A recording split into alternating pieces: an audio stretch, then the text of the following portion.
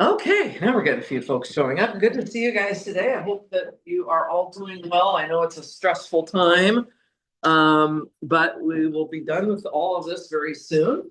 Um, just want to make a couple of comments, and then I'm going to jump into some combinatorics with you guys. First thing, I did grade that last homework now. That's all been done, and the solutions have been posted. In a couple of cases, I made comments maybe to look at the solutions if there was something that looked a little bit out of place. So be sure to do that if that might be helpful. Everything should be up on Canvas now. The solutions to everything from the group works to the homeworks, old exams, the sample exams, all that good stuff. It should be there. Also, I'll just remind you that anytime I'm having office hours between now and tomorrow afternoon, you're welcome to stop by and write up the proofs that you've been learning that you kind of know about in advance. Get some points ahead of time for those. You don't have to do that. That's optional, but it might be nice to just get that done if you want to. But you can do it anytime later today or tomorrow. I do have something going on this evening. I've got a review for my other class at 7. But other than that, I should be mostly around this afternoon as well. Let's see. I'm going to take this final exam review session problems sheet. This is what I was working from yesterday, and there are 20 problems in here. And in yesterday's review, we did about half of them, and I sent out a video already with those notes and with the solutions, so you guys can watch that if you're interested. But you can also, if you don't have time to watch all these videos, you can just go straight to the solutions, because I've got the solutions also typed up, ready to go. So you can just take the fast approach if you want. If you look at the problems, you want to know kind of quickly how to do them. You can definitely do that. What I'm going to do today is work on some of the other problems that we didn't look at yesterday. Keep in mind, the idea of these review sessions is not that you're going to walk out of here like, oh, I'm ready for the test now. What you should be trying to get out of this, I think, is where are my strong points? Where are my weak points? What do I need to review? I might jog your memory about something that you might have forgotten about. That the purpose of this review session, in part, is to just remind you about topics. So once you remember certain topics, it might inspire you to go do some more of your own studying again. So that's the way I would look at it. Obviously, that's part of why I do the review before we still have more than 24 hours, so that you can go back to things that I go over. If you think that you need extra practice on something, you'll still have time to do that. So that's kind of the way I would approach this. Okay. Before I jump into any of these problems, any of the rest of the problems that are the ones I did not cross off on the board up here, does anybody have any questions that you've come across while you've been studying so far? Any concerns, any burning issues for the time being? One, Please. about the graph colorings. Colorings of graphs, yes. Graphs, but the triple symmetries, Yes. when it becomes like a little bit abstract, how do you know necessarily like what you're working with, like what your tau is? Like What the different, well, so first thing to figure out is whether your figure is just in the XY plane or whether it's a three-dimensional object. So we had the example of the cube that you guys watched that video on. So because that will affect what the group of symmetries is in itself. If it's just a figure in the plane, which is what most of the examples have been, then your symmetries are going to be a subgroup somehow of this dihedral group of rotations and reflections. And that would be whatever the figure is. I mean, which dihedral group it is going to depend like on what the possible symmetries are. So if it's a n-gon, then I can do rotations 1 out of n, 2 out of n, 3 out of n, and so on. Whereas if the n changes, then it's a different number of symmetries. So your group of symmetries changes according to what the figure is. And sometimes, so you think about, I mentioned this the other day, if you have a necklace, you can take the necklace and not only rotate it, you can also flip it over. So you do get the full dihedral group in that case. But if it was a merry-go-round, which is the one that was on the group work that we really didn't fully go over the other day, a merry-go-round is not going to make sense to flip upside down, right? The people sitting on a merry-go-round probably don't want that to happen. So they are only going to be considering rotations rather than reflections. So in that case, your group of symmetries is not the full dihedral group, but just the rotational part of it, which would be like a subgroup of that group. So it's a group in itself. It's a cyclic group, basically. And you could consider that as a group of symmetries for like a merry-go-round problem. So I don't know if I'm answering your question exactly. Yes, but no, I feel like if I draw it real quick. Yeah, you want to draw something for me?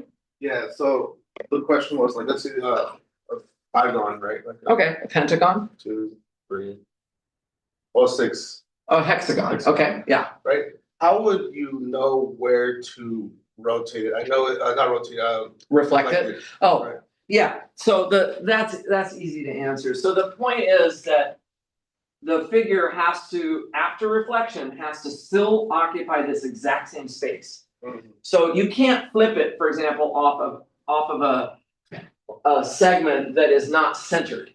If nothing else, the line of symmetry must go through the origin, always, right? And in the case of a regular n-gon, then it will either have to go through opposite vertices somehow, and there'd be several of those you could choose, or directly through the bisector of two opposite segments of the n-gon. So that would be another type of symmetry, and they are different in terms of how much of the figure or how many choices you would have for coloring the vertices. Because if I flip it across an axis that goes through two vertices, then those vertices can be colored independent of each other.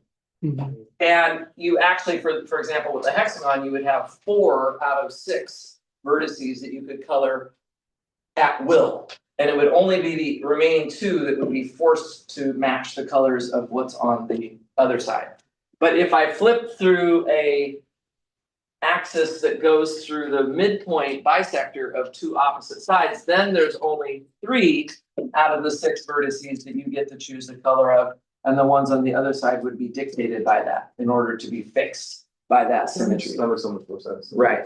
So yeah, that's basically the story of it.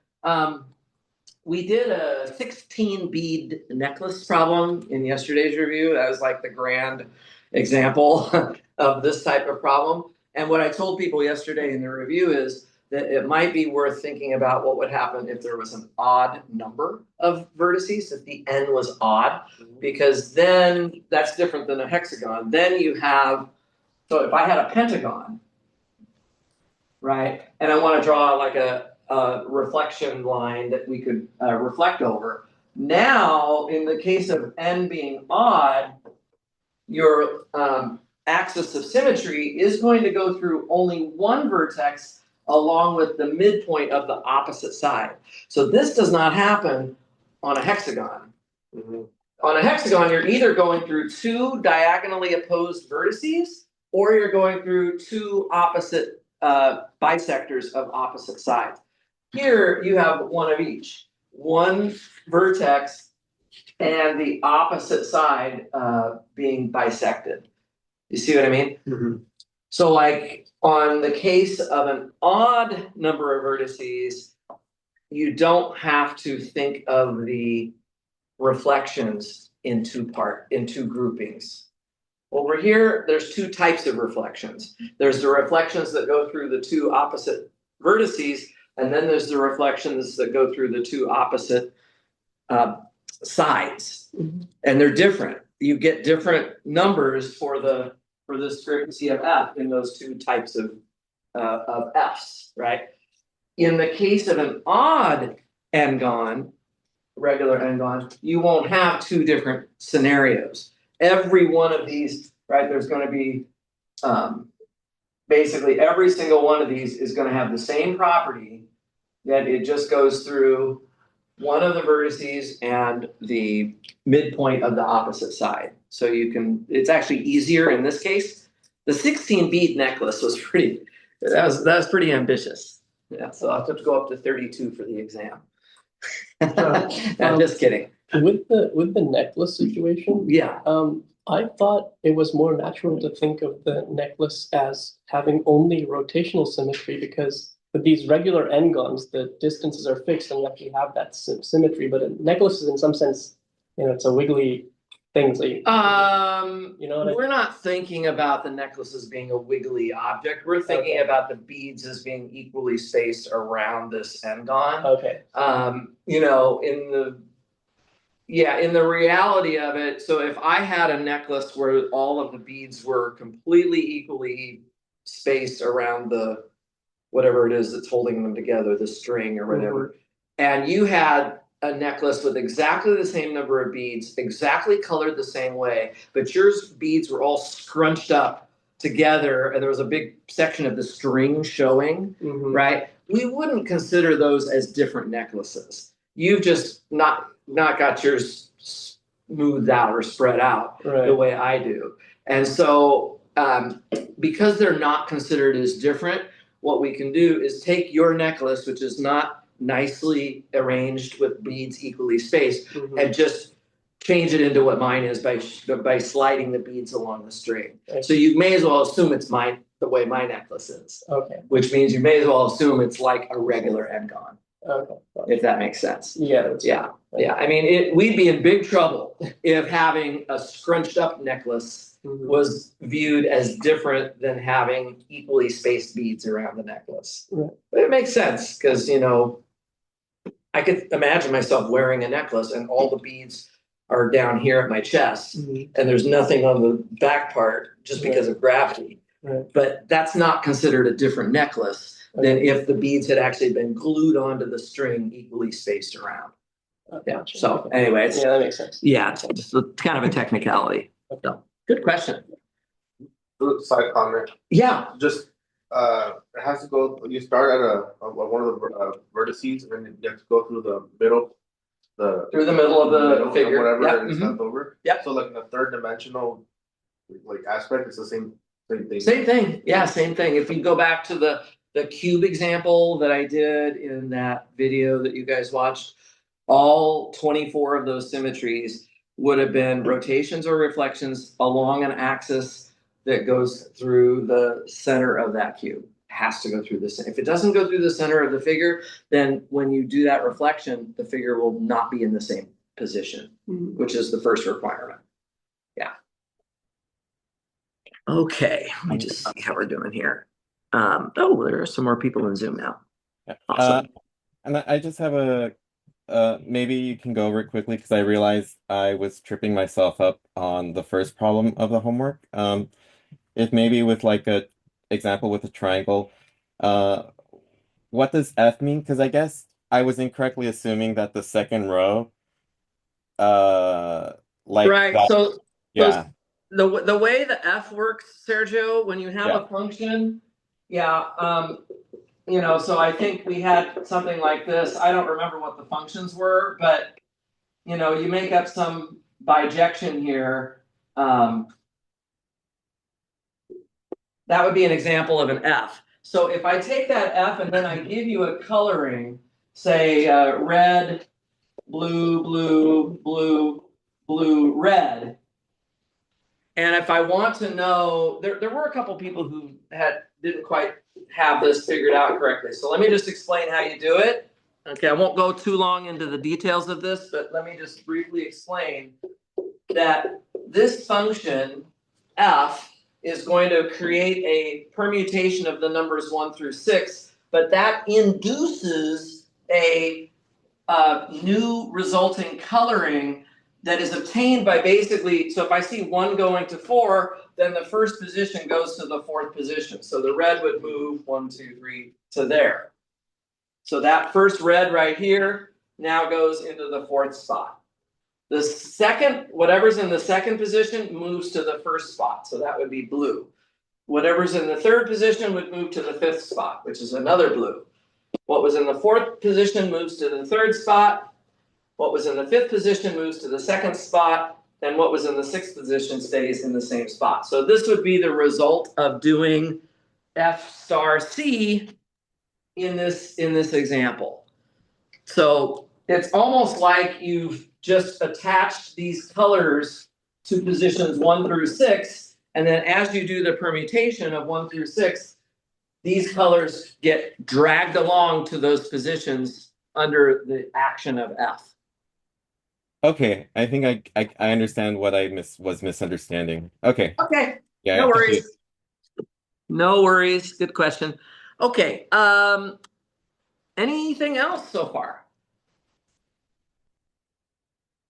Okay, so far so good. If you think of things as we go along, guys, just go ahead and let me know. We'll stop and talk about it. So I'm gonna try and hit some of these other questions that I didn't get to do before. Let me just start with number 2, just because I don't have any particular preference right now about what to go over. But these are problems I did not do yesterday. If you look at the review sheet and you see some that you would like to know more about, I might have done it yesterday. I did half of these yesterday. So the question is on number 2, how many ways, it's a combinatorics problem, obviously, and involves counting arrangements. So how many ways are there to arrange the letters of the word intelligent?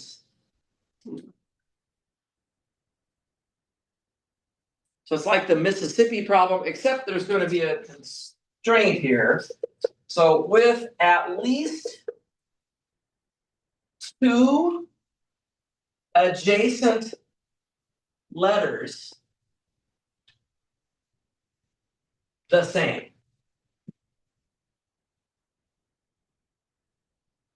So we'll take this string of letters and try to figure out how many arrangements would have at least 2 adjacent letters the same. So just to remind you again, I mentioned this yesterday. I always like to think about 2 questions when I have counting problems like this. The first one is, does the order matter? It's a good question to be having in mind. And then the second question is repetition allowed?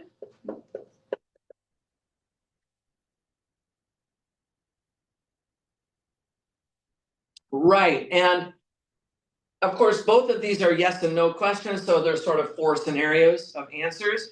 And it would be good to have in mind sort of 4 prototypical examples of those 4 scenarios. So if order does matter and repetition is allowed, that makes me think about license plates. Okay, how many license plates are there? If order doesn't matter and repetition is not allowed, that would be poker cards. So now you don't care what order you play the cards, and you might have you have no repeats of the same cards. But see, these questions are rarely just clear-cut yes and no. If those questions are clear-cut yes and no, we're talking about a very basic question. That might be like part A of problem 1. Like it's very clearly this or that. Because a lot of times you could say the order sort of matters and repetition is sort of allowed. What if instead of 1 deck of cards, I shuffled 2 decks of cards together? Well, now I actually have repeats of every single one of my 52 cards. And so at this point, now you have the order still doesn't matter, but now the repetition would be allowed, sort of. You wouldn't be able to repeat more than twice, okay, in that case. So anyway, there's all kinds of little issues that you have to be careful with on that. This is another example where I would say the order sort of matters and repetition is sort of allowed.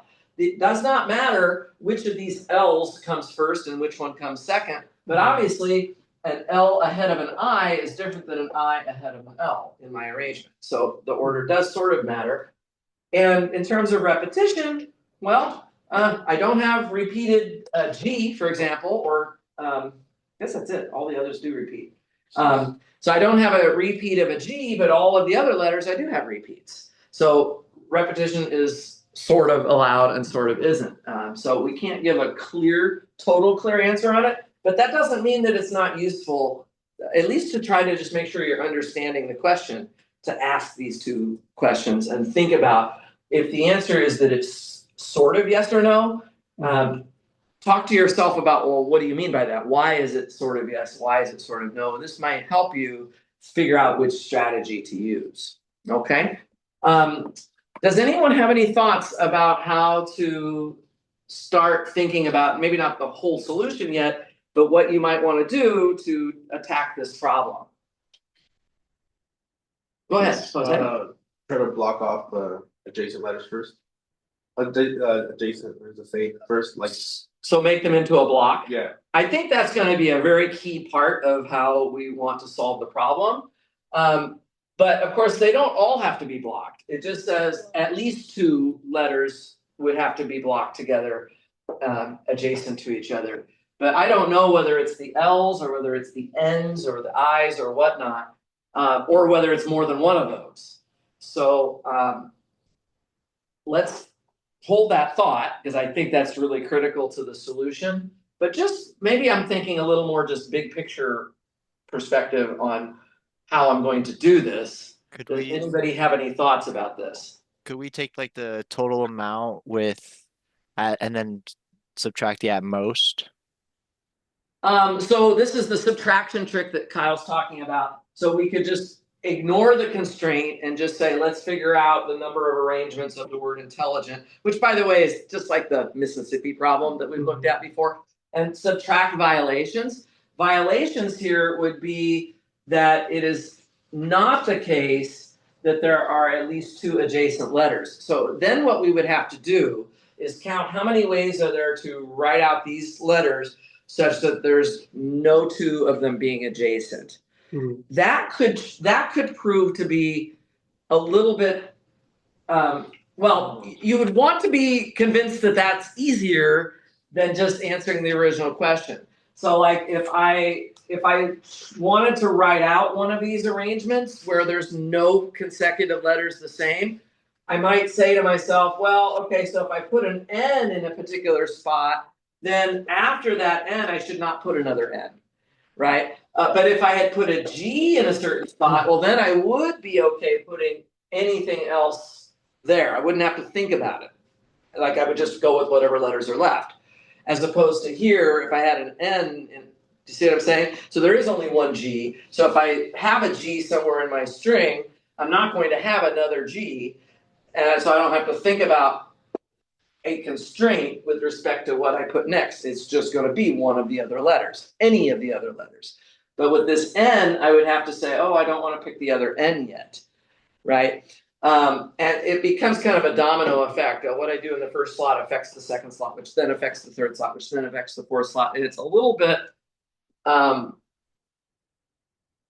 harder for me to think about it that way, to be honest. I guess, Kyle, I won't totally rule that out. Like I could see that working, but I've never analyzed it that way. I'm not convinced that it's any easier than just trying to solve it directly.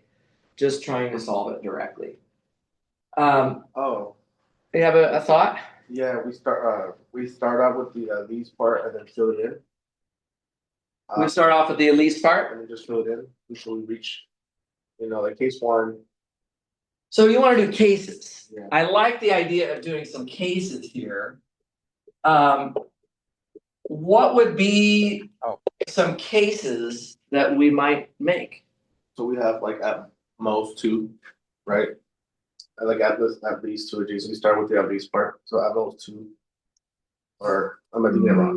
You could do like 2, and then you could do like 4. Wait, All the way up to I would want to maybe if we focus on cases, but for the complement. For the complement, Where we look at all the ways of arranging for that most. if we're saying at least 2 adjacent letters are the same, what letters are they going to be? I, N, E. Could be I's, could be N's, could be E's, could be T, or could be L, right? So when you said cases, I thought that's what you were going to say. Let's make one set, which is just all of the strings where the 2 I's are together. Mhm. And let's make another set of strings where all of the N's are together, and so on and so on, and make sets according to which adjacent letter we're talking about that are the same, right? So what I would actually suggest is that we make a bunch of sets, and I might call them, I'll start with X1 here. This is going to be the set of strings containing, I'll call it II. So strings containing II, that would be one set that we could have. Another set would be, strings that are containing NN. So we might have the two N's together. And of course, both of those could happen. So that's possible. So if you were talking about, well, maybe there's 4, maybe there's 6. Yeah, that would be strings that are in the union of these sets, could possibly have multiple, in the intersection of these sets, could possibly have a multiple of these adjacent letters being the same. X3, maybe we do the TT case. And then for X4, this might be the strings containing LL. And then we have one more, I believe. X5 could be the strings that contain EE. So I actually think that we could direct, so I'm not going to use a subtraction trick here. I'm just going to directly count how many ways are there to write down the letters of intelligent such that the string is either here or here or here or here or here. And it may be in several of those, but my point is that if we set it up like that, then I'm really calculating the union of all 5 of those sets, yeah? That would then end up being what we have. That look okay? What do I have to do to evaluate the size of this union? Inclusion, exclusion. That's right, this is going to be inclusion, exclusion. Now, one thing I might point out is that the sizes of each of these sets is actually going to be the same because of the symmetry of it. So instead of writing down size of X1 plus size of X2 plus size of X3 and so on, I might just say, I'm going to take 5 times the size of X1. So I'm using inclusion, exclusion, but I'm just recognizing that they're all the same size as each other. And then when I get to the subtraction part, this is for the inclusion, exclusion, we have to subtract intersections of 2 of them. So each such intersection will also be the same size as any other intersection. So my first question is going to be, how many different two-way intersections are there? 5 choose 2. 5 choose 2, exactly. So there would be minus 5 choose 2. This is where I'm just choosing 2 of these 5 sets, and then times the intersection of X1 and X2. In a minute, we'll come back and write down what these sizes are, okay? And again, guys, on the test itself, you'll want to, write all this work out as you go along. If you don't manage to finish figuring every little number out here, if I can see that you've set it up good, I can give you credit for that, right? So I would definitely do that. The next term is back to plus again. Remember, they alternate plus, minus, and the next one would be choosing 3 of these 5 sets and taking the size of the 3-way intersection. So I'll just use X1, X2, and X3 for that. Then we go back to minus again. So minus, and now I'll have 5 choose 4. And I have to take that times the intersection of 4 of the sets. I'm running out of room here again already. So I'll just use ... there. And then finally, the last one would be plus 5 choose 5 times the intersection of all of them. Okay, so that's a good start. That gets me at least an expression to work with. You can see, though, that setting up the problem was really the hard part. Just figuring out that you want to do this using these cases is the hard part. So let's figure out, let's start from the first one here, the size of X1. Now we're going to get to what Jose's suggestion was originally, which is if I'm looking for strings that have II in them, I need to glue the 2 I's together and treat them as a single character. And By the way, how many letters do I have here? 1, 2, 3, 4, 5, 6, 7, 8, 9, 10, 11 letters. So if I blocked the two I's together, then I actually only have 10 letters, and I still have some of them being identical, right? So the block of I's would be distinct, the G would be distinct, but then the two N's look the same, the two T's look the same, and so on. So we have to figure out how many things we're going to have. What you could do is you could take the two I's and just treat them as if they were their own single individual character, like an X. And so you have that, and then you have two N's, two L's, two E's, two T's, and a G. And this is like your Mississippi word, with the X playing the role of I. So this is 1, 2, 3, 4, 5, 6, 7, 8, 9, 10 characters. And so do you remember how to do the Mississippi problem? You basically, you can use a multinomial coefficient if you want. You can put 10 on top, and then underneath you just write down how many repeats of each one you have. So there's 1x factorial. By the way, these should be, sorry, not factorial. I'm just putting the numbers right now. If I wanted to work out what these are, you'd use factorials. But there's a 1 there, and then there's 2 for the N's, 2 for the L's, 2 for the E's, 2 for the T's, and 1 for the G's. So it looked like that. Okay, and then from that, I now have to subtract 5 choose 2 times the intersection of x1 and x2. Now for a string like that, I not only have the two i's that have been blocked as an x, I have to also block the two n's, maybe using a y. So now I would have like x, y, l, l, e, e, t, t, g. I'm down to 9 total characters, and I have 1 x, I have 1 y, I have 2 l's, 2 e's, 2 t's, and a g. That'd be something like that. Okay? And then we just keep going like that. Now I think you have the idea, right? So we keep going. The next one would be plus 5 choose 3. For three-way intersections, now I've got to block the i's, the n's, and the t's together. So it might be x, y, z, l, l, e, e, g. And this gives us 8 letters. I have 1 x, 1 y, 1 z, 2 l's, 2 e's, and 1 g. Okay? And then next we have minus 5 choose 4.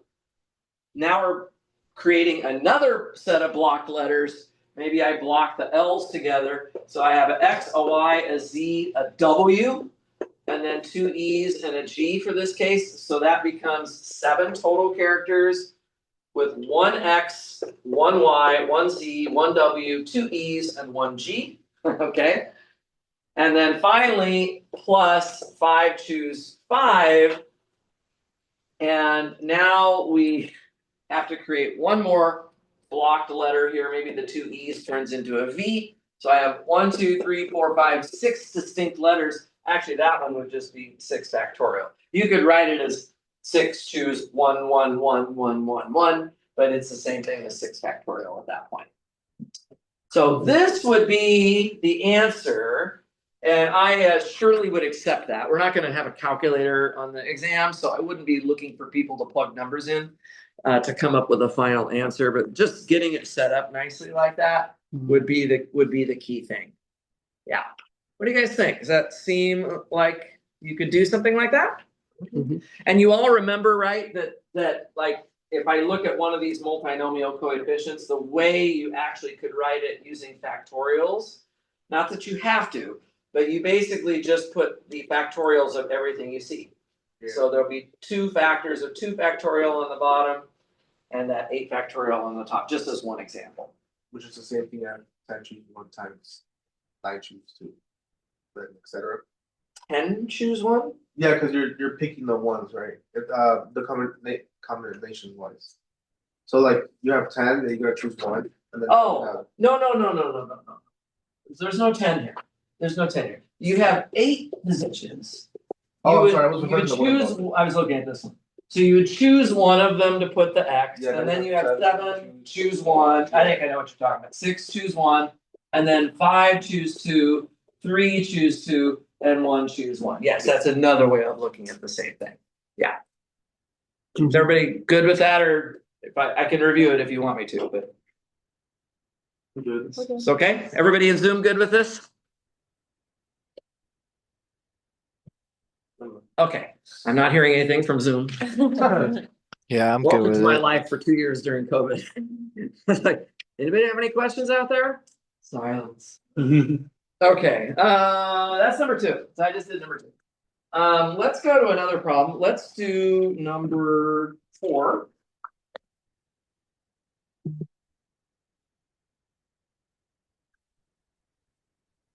Yeah, so usually I should probably expect approximately 50% on the graph theory and 50% on the combinatoric stuff. The combinatoric stuff may be slightly heavier just because the graph theory has combinatorics in it. So you might have a graph theory problem that involves some combinatorics too. But that's kind of the way I would break it down.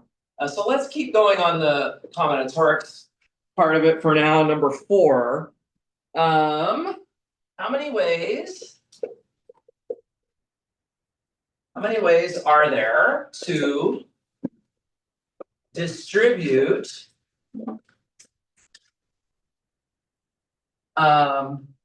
6 objects to 5 boxes if, and now we have like 3 parts here, so there's several variations I want to look at. So the first variation would be both the objects and boxes are labeled.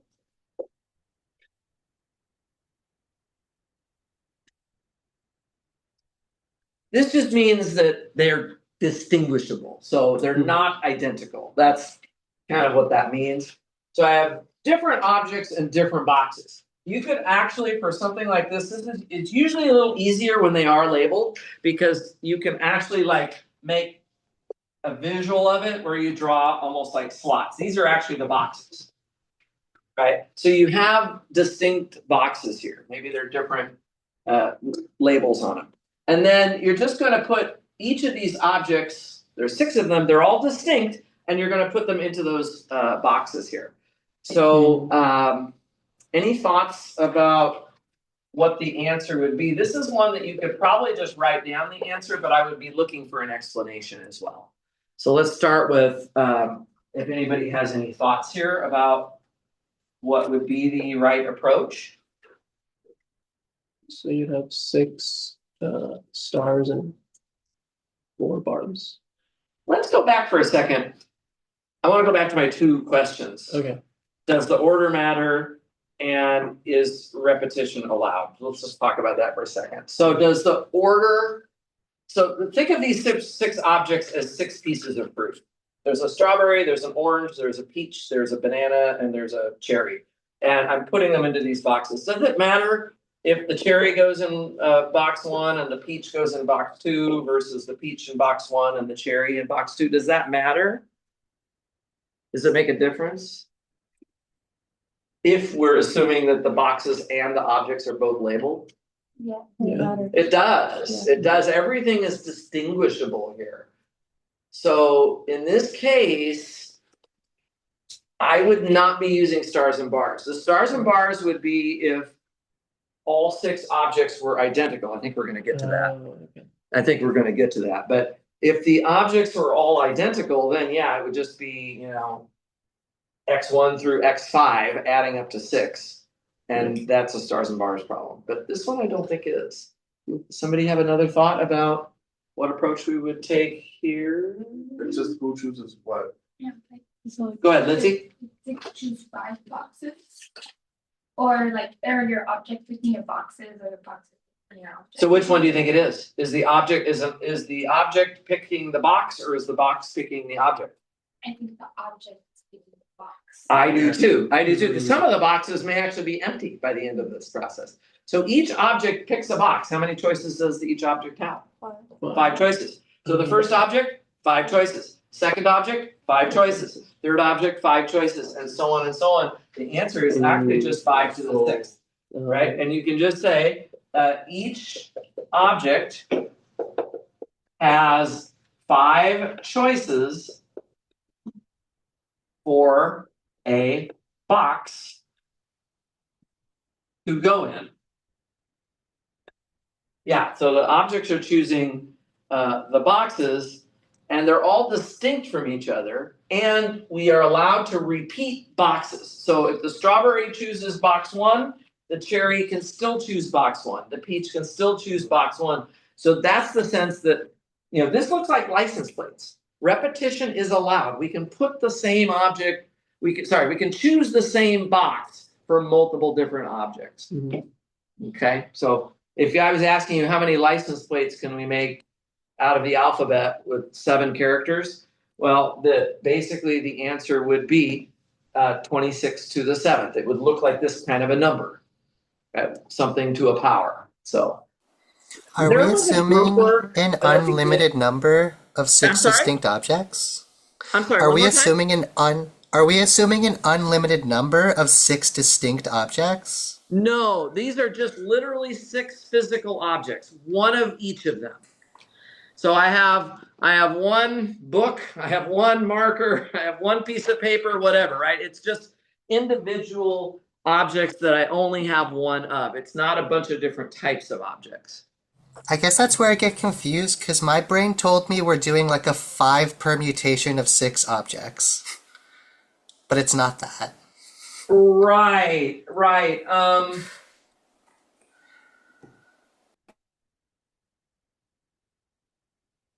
I think, I'm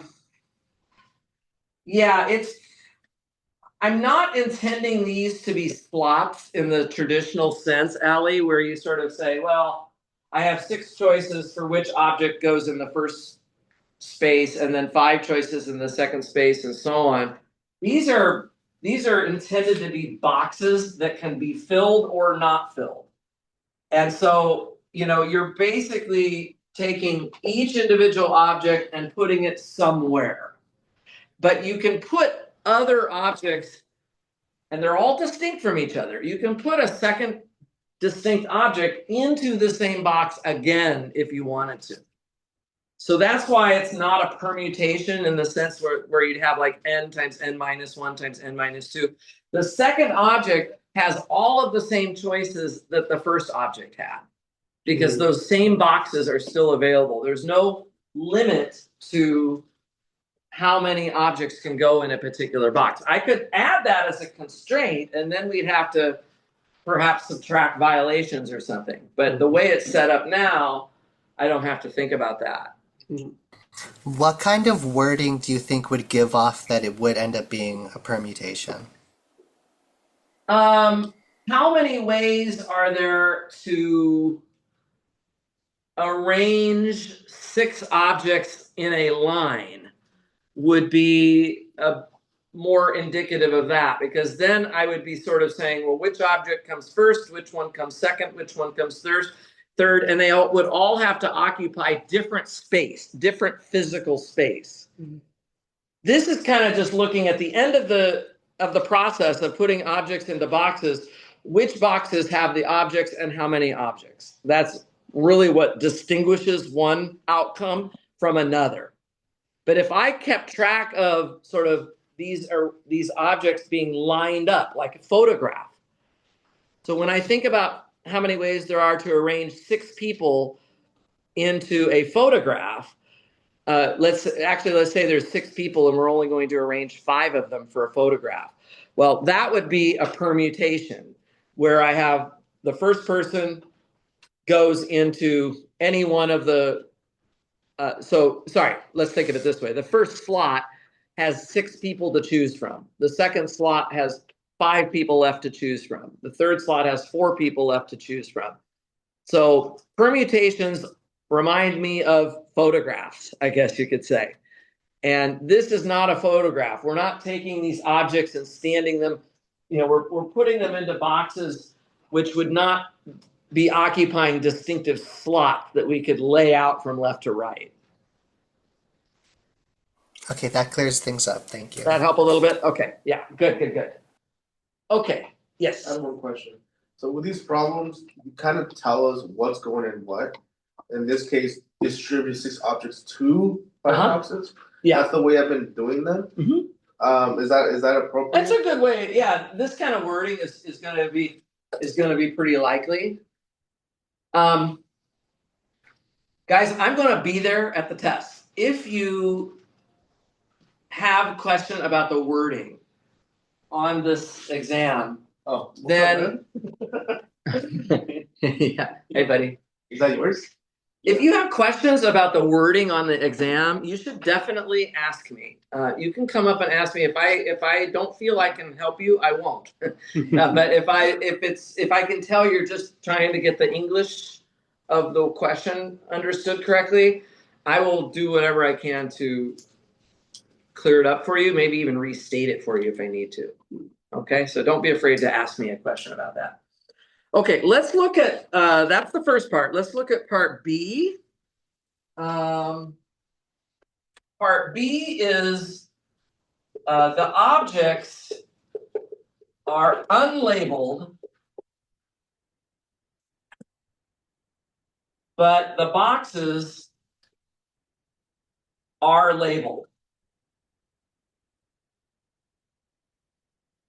See, I could see a student maybe not even quite understanding what labeled versus unlabeled means. If you came up and asked me during the exam, I would probably just tell you, oh, unlabeled means it's not distinguishable, whereas labeled means it is distinguishable. I still have the 5 boxes laid out from left to right like this, but now I just have 6 identical, I don't know, peaches, right? And I'm just gonna put peaches into these boxes. Sorry, quick question about the previous one. In this case, the choices of where to go to, right? It doesn't decrease. It doesn't decrease. That's right. If you were to say there's unlimited. If I said that you could have at most 1 object per box, Yeah. then the first object would have 5 choices, but the second object would have 4 choices. And in this scenario, it would be impossible because I have more objects than boxes.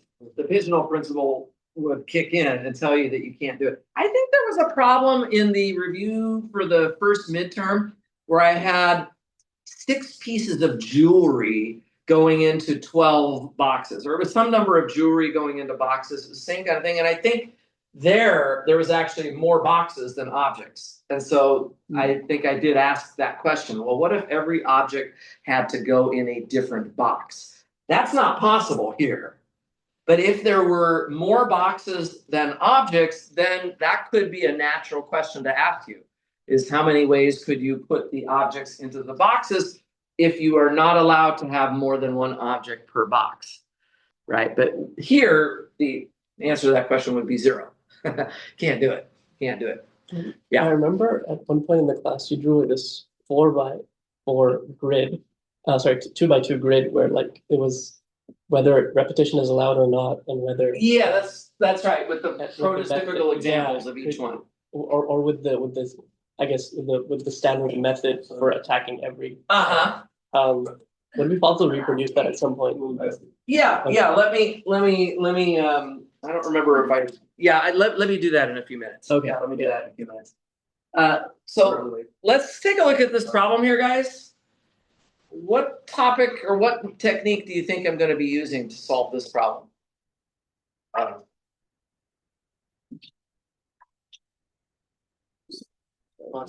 Stars and bars this time, right? Yeah, this is a stars and bars problem. The number of objects that goes into the ith box could be denoted with x sub I. And so I have these 5 values and they should be adding up to 6 because the total number of objects is 6. So in this case, you would have 6 stars. Remember, the number of stars is just on the right side of the equal sign. And then how many bars do I have for this? 4 bars, right? There would be 4 bars there to separate these 5 boxes from each other. And so that's a total of 10 stars plus bars, choosing 4 bars. So this would be the answer. Look how different the answer is than what we got in part A. I changed one word on this question. I changed labeled objects to unlabeled objects, and suddenly we go from something that looks like a license plate answer to something that looks like choosing fruits answer, a stars and bars type of problem.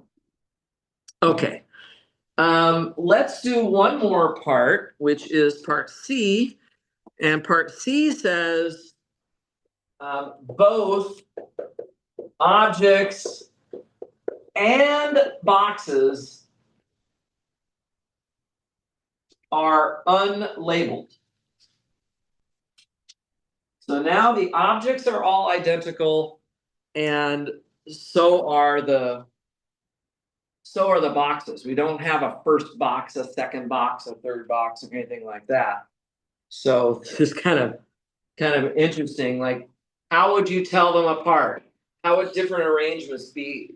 How would you be able to tell different arrangements apart? You can't tell the objects apart, and you can't even tell that there's a first pile, a second pile, a third pile, or anything like that. So what's the only thing left that's going to distinguish one arrangement from another? Objects in a box. Yeah, kind of just the numbers, how big the piles are. So you could have one pile that has all 6 objects. Okay, or you could have one pile of 5 objects and one pile of 1 object. These would not look the same. And I'm not thinking of this as first box, second box. These are just, there is one box somewhere with 5 objects in it. There is another box somewhere else with 1 object in it.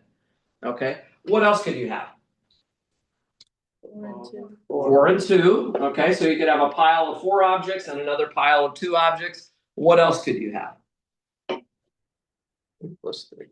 Let's do them in what I would consider, I want to do it in a systematic ordering. So is there anything else that would have a 4, 5, or 6 in it? 4, 1, 1. 4, 1, 1. Yeah, so let's do it. Let's break it down that way. Yeah, so 4, 1, and 1 would be another way. So you could have one pile of 4 objects and then a single object. Like if I showed you this, you would probably agree it's not the same as that. Okay, even though they both have one pile of 4 objects. Okay, now what would be the next one? 3 and 3, right? 2 piles of 3 each. Okay, what else could we have? 3, 2, 1. 3 and 2 and 1. So here I'm actually just listing them all out. Okay, what else could I have? 3, 1, 1. 3 and 1 and 1 and 1, right? So you could have something that looks like that. That's the first one we've seen where there's actually 4 different piles. What else could you have? We have to go back to 2. By the way, do I have to put 2 plus 4? No. No, because you're not keeping track of the order of these boxes. They're unlabeled. So this would look the same to me as this one would, right? I mean, you guys, I'm sure you would all agree. Like if I had 4 markers and assume they all look the same, and 2, it doesn't matter whether I place them like that or whether I place them like that, right? These are going to be considered the same. Okay, what else could we have? 2 plus 2. 2 Just 2. and 2 and 2. Okay, so 3 piles of 2. And what else could we have? 2, 2, 1, 1. 2 and 2 and 1 and 1. 2, 1, 1. 2 and 1 and 1 and 1 and 1. Actually, what we're doing, guys, is we're writing out all the partitions of 6, right? The last one would be 1, 1, 1, 1, 1, and 1. 1, 2, 3, 4, 5, 6, 7, 8, 9, 10. There are 11 of them. There are exactly 11 ways to come up with that. Okay. Yeah. There's only 5 boxes, so. Oh, so that's right. So actually, I cannot have this one. So my answer should have been 10. Yeah, thank you. Yeah, that's a good point. There were only 5 boxes, so over here I would have had too many piles. I can only have up to 5 piles. So if we don't know, we can just labels. Yeah, both of them have labels, but we just count them. Yeah, that's right. These are just the partitions of 6. There's 11 of them there. And That's pretty cool. there's no general formula. No, we could make probably a recurrence relation. Okay. That's what I was thinking. I bet you could, like the number of partitions of the number n should somehow be related to the partitions of n minus one. So you could think about every partition of 5, right, would somehow, well, actually, let's think of it this way. Taking all of these partitions of 6, I could build partitions of 7 by just doing a +1 on the end of everything. Right. But then I would also have to add the one that was just 7 by itself. But if you did that, you actually would get all of them. So it's actually pretty interesting that you can do that too. So that would not be all of them. It's actually a little trickier than that. But yeah, there would be a relationship between partitions of n and partitions of n plus 1. I actually think this was a Putnam problem on the Putnam exam a few years ago, and I'm assuming we don't want to have that tomorrow. I think we'll skip that type of question for now. All right, any other questions on number 4? I think that's number 4. Okay, I'm gonna skip number 5 right now because it's similar to some stuff we've already done. I'm actually gonna skip 7 as well. So let's go ahead a little bit in the handout and do number 12. So jump up to number 12. I have another question about this. Okay, What if one of them was, did we do one where only one was labeled? So just where one of the objects was labeled. but box was labeled. Oh, that one. Never mind. Oh, am I not supposed to be erasing? No, you're good, you're good. So if the boxes are labeled and I have only one labeled object, Yeah. I would probably choose a box for the labeled object first, 5 choices, and then I would start over doing stars and bars with the rest of them. So you could just take the same approach that we did here with the n minus 1 objects. That would be the 5 remaining objects. So that would be a stars and bars problem with 5 objects and 4 bars. We'd have 9 choose 4 here, but you'd multiply that by 5 because the labeled object, maybe it's got a star on it, we keep track of that separately as to which box it goes into. Yeah, again, it mixes whether repetition is allowed with not being allowed. If there was one labeled object, that one would not allow repeats. Okay, so yeah, it could be, it's kind of interesting. Okay, let's do number 12. Okay, so let's do this. This is a proof here. So let's show that if I take the quantity of n choose 0 plus n choose 1 plus n choose 2 and ... up to n choose n, quantity squared, that is equal to the summation as k goes from 0 to 2n of 2n choose k. So this is a proof that we're going to try to do.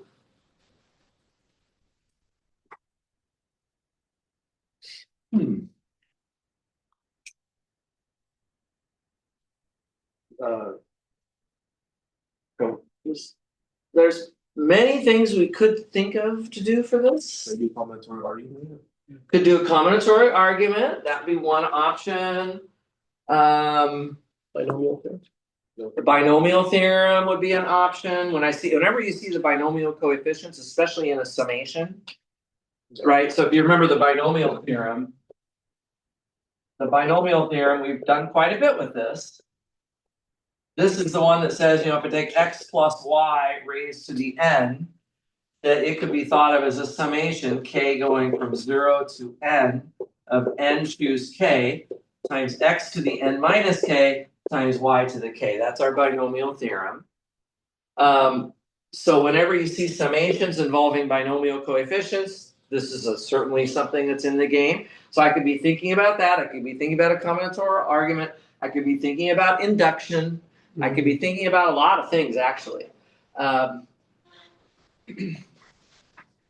So if we were going to use the binomial theorem, since I've already got it on the board, what modifications to the actual statement, the way it's printed here, would I need to make so that it would be more lined up, more relevant to what's right here? What would I need to do? That's something incorrect, so. Okay, one thing for sure is I'm gonna need values for X and Y to plug in, okay, so let's keep that in mind. Anything else that would need to be sort of tweaked? Could you? What's one? One more time? What's one? Yeah, our problem has a 2n in it, whereas this thing has an n in it. So I might be thinking about just shifting the n to 2n. Mhm. Okay, so let's just do that. So if I switch this to x plus y to the 2n, and then we also do need to substitute something in for x and y in a minute. But let me just start by trying to make this look as much as possible like what is given to us. So I could do something like that. So sorry, this should be x to the 2n minus k. Mhm. Okay. Yeah, so now it actually really starts to look like the summations are very similar. The only difference is this still has an x and a y in it. Does anybody want to suggest a number to plug in for x or y? What did you need both of them to be one? You know, I would probably want to make them both 1 because that'll just make them disappear. Now, if you saw pluses and minuses up here, or if you saw, let's say, powers of 3 or something, then that would be a clue that maybe x or y should be a negative or a power of 3, or sorry, just 3, right? So, but in this case, I don't see on the right-hand side, I don't have any minus signs, I don't have any powers of any other numbers. So let's just try to plug in x and y equal to 1. Guys, it's been 12 months since I've solved this problem. I do not remember the solution. Okay? And what I'm trying to show you is I'm not nervous about this problem because even though I don't know how to do it immediately, all I know is that it makes sense to me to try to plug things in here to get it to look like what I have. I'm just going to try it and see where it takes me. So just don't freak out if you don't see the whole solution right away. That's my point. Just start working things out, just start going forward with it and see what you can do.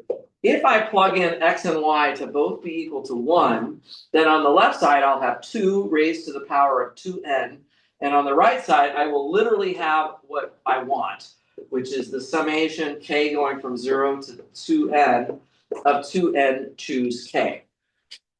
So this is a true fact of the binomial theorem. Okay.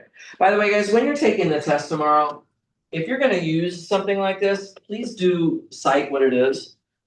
Don't just have a formula popping out of nowhere onto your paper. I'm going to be like, I don't know if I trust that they really know what it has anything to do with. So write binomial theorem next to it or something. I've got the right-hand side perfect. Now I know. Okay, just a second. I just want to make sure, is everybody comfortable? The right-hand sides are totally in agreement. So now what the issue is this part the same as this part? Yes. And Jose thinks he knows already. Yeah, just visually move the 2 over, so 2 to the n times 2. And then we know what 2 to the n is. So you mean 2 to the n to the power of 2. To get the square here, right? So that looks good. So okay, let's just do that. That's a whole other step we can write down if we want. So just extract this 2 to the 2n and write it as 2 to the n squared. Now we're even more closely resembling the left side. This is something squared. So let's look at the part that's in the parentheses here compared to the part that's in the parentheses here. And go ahead. We know what that is, which is n choose 0 plus n choose 1. We know that n choose 0 plus n choose 1, and so on. Yeah. And what's that supposed to be equal to? 2 to the n. You would be allowed to say that, hey, we did this in class. We actually used this. This was an example of a combinatorial proof. So going back to your other suggestion, basically it's the number of subsets of an n element set. It's the number of subsets of an n element set. Each element can either be in or out of the set. 2 choices, in or out, in or out, in or out. On the left side, you're counting them up according to the size of that subset. It could be a subset of size 0, a subset of size 1, a subset of size 2, and so on and so on and so on. You're adding all that up to get all of the subsets. So you can say, we know from class. You don't need to know the theorem numbers from the book. You don't need to remember which lecture it was. If it was something we did in class, you can just say that it was from class or buy a theorem from the book. As long as it's something that we covered, I will be okay with that. That's totally okay. So once we have that, we can then plug it in on the left side. So thus, the last step would just be to take this 2 to the n. I have very little room here, guys. But you can see what I'm going to try to do. N choose 0 plus n choose 1 and dot plus n choose n. All of that squared is equal to the summation of 2n choose k. K going from 0 to 2n. That's the way that should look. And that's what we wanted to prove. Did I do it right? Did you mean to put K there? 2K? On top of the Oh, this one should have been 2n. Woo-hoo. Yeah, that should have been 2n. Thank you. That was a typo. beautiful. I like it.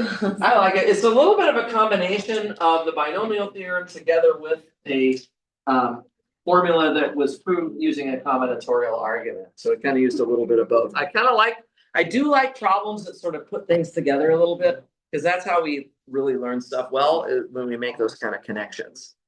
So everybody out there okay? Any questions? That's number 12. Okay, we're doing great. Let's keep going. Unless stated, if we were just like you never said anything about not doing a combinatorial argument. That did one. That's perfectly. Yeah, you could do it as a combinatorial argument. I would have to figure out how you're going to do it. With a combinatorial argument. I mean, I can definitely see the combinatorial argument on this part of it. Yeah. And say, oh, that's 2 to the n, right? Which is actually something you'd be allowed to just say we already did from class. But doing the whole thing with a combinatorial argument maybe is not quite so clear. Okay. Let's see. Let's switch topics a little bit. Let's go to number 18. I'm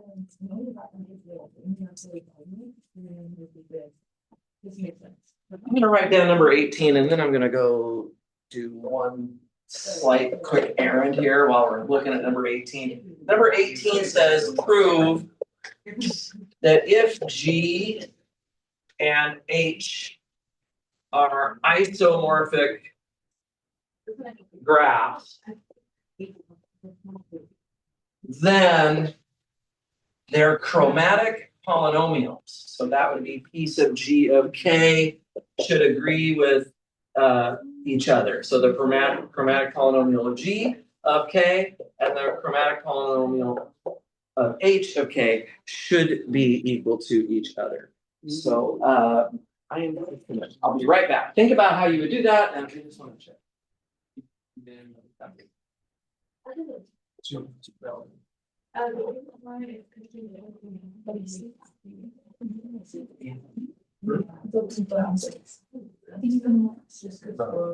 It's already has this with a little.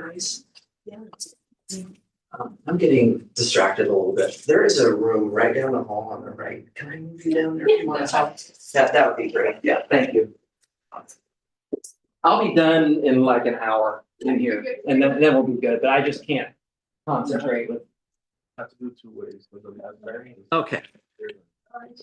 So there is problem 18.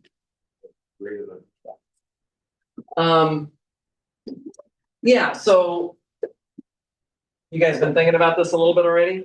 Yeah. We on the midterm we had the one about the chromatic number. So the chromatic number of G would equal the chromatic number of H if they're isomorphic. This is saying that if 2 graphs are isomorphic, then their chromatic polynomials are the same. Let me just recall, maybe just as a way of review for a second.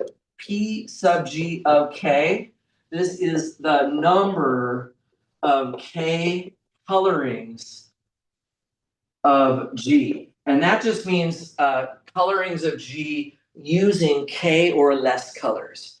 So this is the number of colorings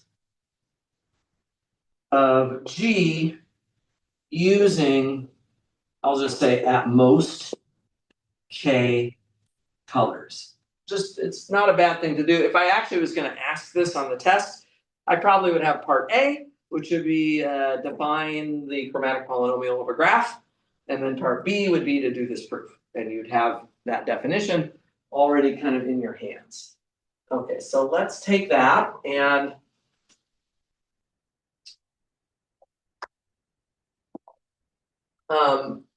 so for a fixed value of K, and we can imagine that K is fixed.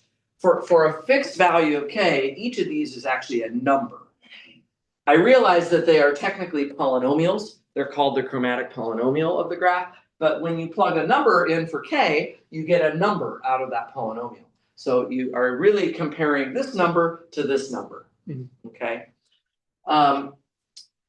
And for, well, maybe instead of just solving it right away, I should get your thoughts on it. We have an isomorphism. So we are given theta that's going from G to H. This is my isomorphism. And remember that preserves edges and non-edges. So if there are, this many ways of coloring G using at most K colors, then I want to show that there's exactly the same number of ways of coloring the second graph. So that actually suggests to me that I'm taking colorings of one graph and trying to associate them bijectively with colorings of the other graph. So actually the proof is very similar to the one for chromatic numbers, which we've done before in the second exam.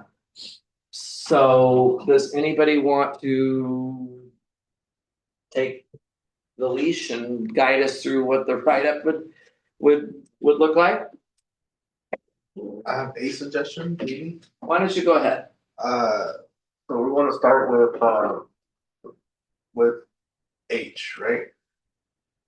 We're taking like the vertices in H. Okay, we have all the vertices in H, We know that. and we don't have them colored yet? Or we do have them colored already? When we would have to have a coloring of them first, Okay, right? okay, Because the problem is to say anything when they're already colored. We would have to find a coloring, right? uh-huh, And then work our way where we have, because we have a bijection, right? Mhm. I'm just building ideas. Mhm, And yeah. we would, that bijections, we have an inverse, right? Theta. okay, Those so. vertices. So I'm not even sure if the people in Zoom can hear, so just to repeat for everybody, the idea here is the graph H is already colored using at most K colors. And what's being suggested is that we can use the inverse of theta to transfer back to the graph of G. Mhm. And what are we gonna do with that information? So what I'm saying is we're gonna have the adjacent vertices, right? Mhm. And we're gonna do the process of the polynomial process we do. The reduction process, okay, we don't need to get into the weeds with the reduction process here. That would be if we needed to calculate these chromatic polynomials. I'm assuming that we already have these polynomials, and not only that, we even are plugging a K into it already. So I want to think of it really on the level of the numerical value. This is some number of colors, and this is some number of colors here, or number of ways of coloring the graph of G. So what I want to do, guys, is I want to say for every way that I can color G, there's a corresponding way to color H. Can we do that? Is that what you were gonna? So I was gonna say just choose any arbitrary coloring of G. And then for every vertex, whose, let's say, color is, Let's call it a K coloring of G. yeah, let's have a K coloring. So assume we have a K coloring of G. So all the vertices of G are already colored. Right, and then for any vertex in G, suppose it has color, I don't know, J or something. Okay, And then the corresponding map, you just the theta function. yeah, just take theta of the vertex V and give it the same color in H. Okay, And by that mapping, you have a coloring of H, and so you have a one-to-one. so that's right. So you start with a coloring of G and you use it to make a coloring of H, right? So then for each vertex, I'll call it V in H, right? We can assign V to have the color of the pre-image of V. Right, so whatever the pre-image, that's where the theta inverse is coming into it, right? We already have a color for this vertex and we just use it to color the vertex in H, right? So if I've only used K colors to color G, then if I do this process for every vertex, I will only be using K colors to color the vertices of H as well. And the other thing is, so it has to be a valid coloring. So the point is that if V1 and V2 are adjacent in H, so I would want you to say something about this. This would be something you would want to say, that the pre-images of those two vertices are adjacent in G. So that if two vertices are adjacent in H, then their pre-images are adjacent in G, therefore they have different colors. Thus, theta inverse of V1 and theta inverse of V2 are different colors. And that means that V1 and V2 have different colors.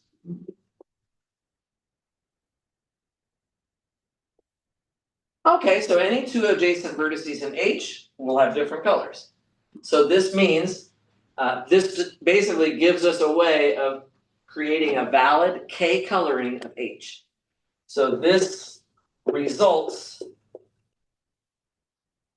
in a valid K coloring of the graph of H, right?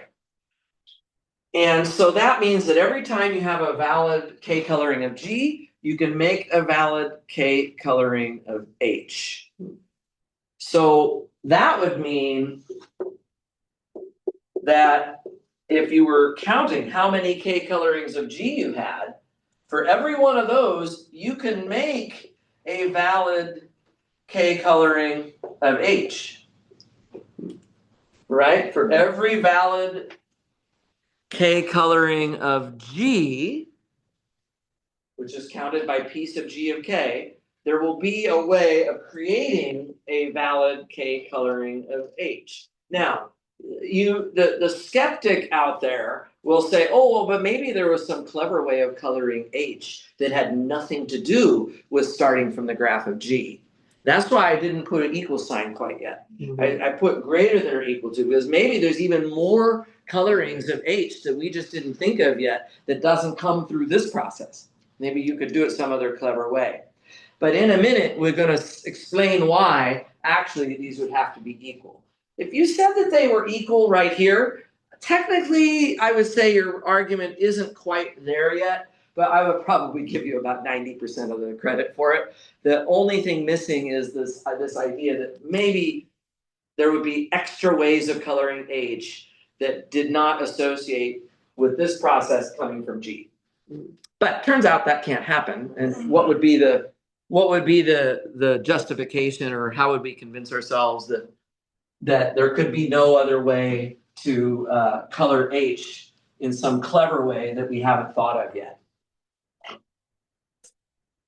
You could just run the same argument with the roles of G and H reversed. That's it. That's exactly right. So revert, because we have a theta inverse already, which goes back from H to G. And so we can imagine, well, if we had a coloring of H, a K coloring of H, we could then use the theta inverse to color the vertices of G. Well, that proves that, okay, so by a similar argument, that proves the inequality the other way, right? So by reversing the roles, I like that way of saying it, of G and H, and using theta inverse, right? We see similarly that the chromatic polynomial of G of K is greater than or equal to the chromatic polynomial of H of K. And now you're good to go. You've got the inequality in both directions, and so these two things have to be equal. I keep writing G twice. There we go. This is just a chromatic number. It's the same proof. Yeah, it really is just the same proof again. So nice chance to review. I liked that problem. So it's good to see it again. Guys, I know that we've seen several of these. There was a quiz where I asked you to show the 5 cycles. If there's a 5 cycle here, then there'll be a 5 cycle there. I know we did a proof, if there's a Hamilton cycle in this graph, then there'll be a Hamilton cycle in an isomorphic graph. If there's a bipartition of one graph, there will be a bipartition of any isomorphic graph. Now we've seen it with chromatic numbers. We've seen it with chromatic polynomials. I mean, if you've seen that many examples of it and it's a big deal, we use this to disprove isomorphisms, right? Quite often. Oh, this graph's not isomorphic to that one because they disagree about something. Either degrees of vertices or cycles of certain types, or we could use chromatic polynomials or chromatic numbers to do it. So this is not only something we've done many examples of, it actually has a real practical value to us. So it would not be a stretch to think I might ask you to do something along these lines again. So if you feel, and it's a bit of a write-up, so you got to be comfortable with that. If you feel it's something that you're not as comfortable with as you'd like to be, it's probably worth a little bit of time before tomorrow. You can go back to the second midterm where there were some examples of it, even the sample, the review session for the second midterm, I had some examples there too. So there's no absence of examples of that. Okay, any questions on this one here, number 18? You feel pretty good on that? Okay, I'll cross that one off for the time being. Let's go back to 15. Change topics again.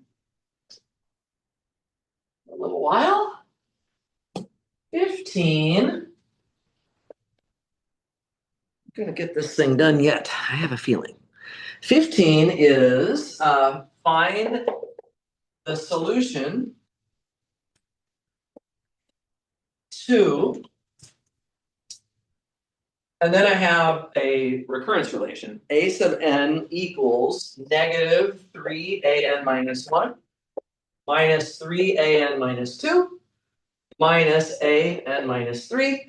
And of course, if you really want to solve a recurrence relation that is third order like this one is, I have to give you 3 initial conditions. So I did that. A naught is equal to 1. A1 is equal to negative 2. And A2 is equal to negative 1. In yesterday's review session, we practiced setting up a recurrence relation again. There was a problem that we did about that. This one is to just remember about solving the recurrence relation. Okay, so can somebody remind me what the technique is here? Yes. Yes, and what are we gonna guess? I'm gonna guess AM to shoot some power then. Right, so that's it. We take powers of q, and a sub n should equal q to the n. And the goal here is going to be to try to solve this for q. So we just need to remember this guess. Obviously, that's something you have to know. And we're just going to plug it in. So let's plug that in everywhere that we see this. So on the left side, we're just going to have q to the n. and then equals, and then on the right side, negative 3q to the n minus 1, and then minus 3q to the n minus 2, and then minus q to the n minus 3. So there's your substitution. And what should I do next? Divide by the lowest power. Exactly, we take all these terms, they all have powers of q in them, so we can cancel the common powers of q, which would be the lowest powers that we have, which is n minus 3. If I do that, I'm going to get q cubed equals negative 3q squared minus 3q and then minus 1. Something like that. Mhm. And I'm going to rearrange that equation. Generally, you're going to be looking for the roots of the equation. So to get that, you want to basically put a 0 on one side. So I'll try to just get 0 here on the equation. And if I do that, I have to add everything to the left. So q cubed plus 3q squared plus 3q and then plus 1, like so. Does that look familiar as something we could factor? Pretty sure it is. Actually, this is really just coming from the binomial theorem, which is another related topic. It's actually just that expression. It's just q plus 1 quantity cubed. If you notice these coefficients, 1, 3, 3, and 1, that's just 3 choose 0, 3 choose 1, 3 choose 2, and 3 choose 3. So when you're thinking about your binomial theorem with your n choose k, right? So, 3 choose 0, 3 choose 1, 3 choose 2, 3 choose 3, right? Then that gives you a nice clue about the factorization. Normally, I have to be careful, obviously, that I give you something that you can reasonably factor.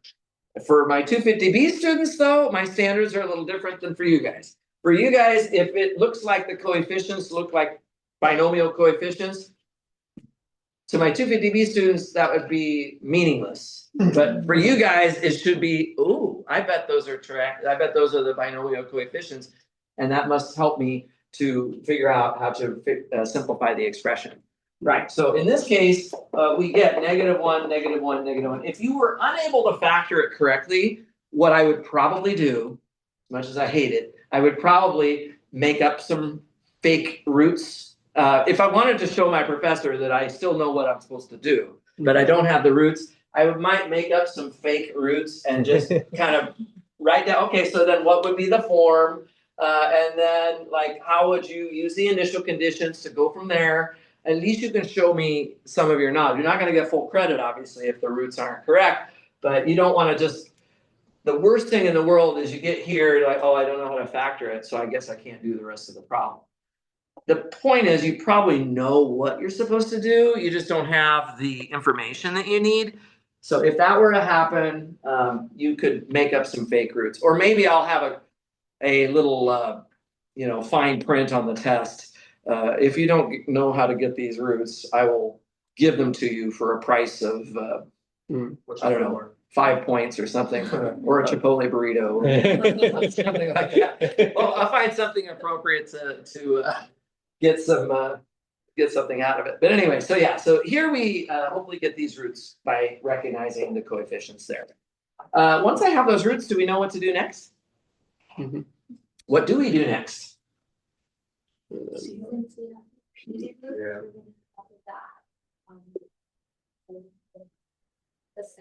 The different setup. Yeah, there's repeated roots here, so we have to remember what to do about that. Right, we stack these n's in front of the terms as we go along. How many terms am I going to have? 3, right? 1 for each root. The first term would probably just be best expressed as, I don't know, 1 to the sorry, C1 times -1 to the n, right? And then what would be the next term? N of C C what? C2 and and -1 to the n. I stack that n there, right? And what about the next term? C3 was n squared, and then -1 to the n, right? By the way, this is what I always call the homogeneous part of the solution. This problem does not have a non-homogeneous term on the right side, but if it did, you would be doing all of this part first just to get the homogeneous part, and then you'd have to go back and do the particular solution, right? But at this point, the whole solution is coming from this because there is no second non-homogeneous piece to it. What do I need to do next? Solve for the Find all my constants, which I will do how? initial condition. By using the initial conditions. Okay, you guys seem to know what you're doing here, so this is good. So you basically plug in the values of n. This is kind of cookbook topic. It's pretty procedural, so I think it's not too bad. So we would have a naught equals, if I put in n equals 0, that's just gonna give me C1 actually. And a naught was given as 1. So that's fine. And then for a1, now I'm gonna put in a 1 everywhere I see an n. So that's going to be negative of C1 and then minus C. Sorry, hold on. I'm putting in n equals 1, right? Yeah. So C2 times -1 says minus C2. And then here I'm putting in, again, n equals 1. So I'll have minus C3. And all of that is supposed to add up to -2. Okay? And then I get to A2. And for A2, the -1 squareds just go away. So I just get C1 plus 2C2 plus 4C3. And we're setting that one equal to whatever A2 was, which was -1. And maybe I could just trust you guys to solve for those numbers. I don't think it's too difficult. So C1 we already found was 1. And I believe that C2 should be equal to 3. And C3 should be equal to -2. So if I work all of that out and if I check them out with those values, I think it should be good to go. Yeah, I think so. Okay, so then my final answer would be an equals -1 to the n plus 3n -1 to the n minus 2n squared -1 to the n. Yeah, so that should be the final answer. Hey. Nice. Yeah, so everybody hopefully can do that. If there's a particular term added on here in the original recurrence relation, if there was an extra term there, we only studied that if the extra term was either a polynomial or an exponential function. And in both cases, you have to guess the form of the particular solution as well to have the same type of structure. So if the non-homogeneous term here was a quadratic polynomial, then you're going to write down for your proposed particular solution a quadratic polynomial with unknown coefficients that you then have to solve for by plugging that particular solution into both sides of the relation. It's just the way you would have done differential equations back in the day. Yeah. So that would be something like that. So far so good. That's pretty straightforward. So maybe just as a quick follow-up. It's not on the sheet, but if I gave you this one, if I gave you an equals 2an minus 1, and then it was a plus 1 on the end of that, and then let's just assume that a naught is equal to 1. Let's just make an initial condition. So this is only a first order equation, but this one's not homogeneous. So for this one, you would do a 3-step process. The first step would be to solve the associated homogeneous equation, right? You'll get a constant in that, a C1, which you will not solve for until the very end. So before you would do that, you would need to solve for the this plus one here, part first, which would mean your particular solution would be, well, basically it's a constant polynomial. This is a polynomial of degree 0, so you would have a constant polynomial here, and you plug it in on both sides of your solution, and hopefully you get an equation for C. One slight question. Yeah, go ahead. Since one could be expressed as an exponent, Mhm. would that route still be? Oh, it could be basically 1 to the n. Yeah. Yeah, you could, because if you remember, the form for an exponential was e times the exponential. Well, if I had a 1 as the base of the exponential, then this is really just p. So instead of calling it c, I'm calling it p, but it's the same thing. Yeah, so that you could actually interpret that one either way that you wanted to. For something as simple as this, would it be okay to just, run the pattern and then write down the solution how we did it? So the second solution to this problem, so the first solution is to go through the motions of the procedure we just practiced. The second solution would be to iteratively substitute this into itself, which is actually how we did it when we've done this one in class, by the way. Right, so basically you take the an minus 1 and you resubstitute it into itself. It'll be 2an minus 2 plus 1 and then plus 1. And you simplify that and then you do it again. And after you've done it 3 or 4 times, you'll start to see ... what the pattern would be. And you end up getting like a series that you can add up. And that would also be fine. That would also be fine. Does anybody think they could think of a third way to do it? Not doing it. Not doing it. Man, that's always an option. I love it when I read my hiking books and I'm gonna go on some hike and they describe how to do the hike and they'll put some sentence in there, they'll say falling is not an option. As soon as they put that in there, I know that I'm on the side of a cliff and I probably don't wanna do this hike. So yeah, one option is to just not do it. That's always an option. I was actually thinking of something else. This is, after all, a sequence of numbers. It's actually the Towers of Hanoi example.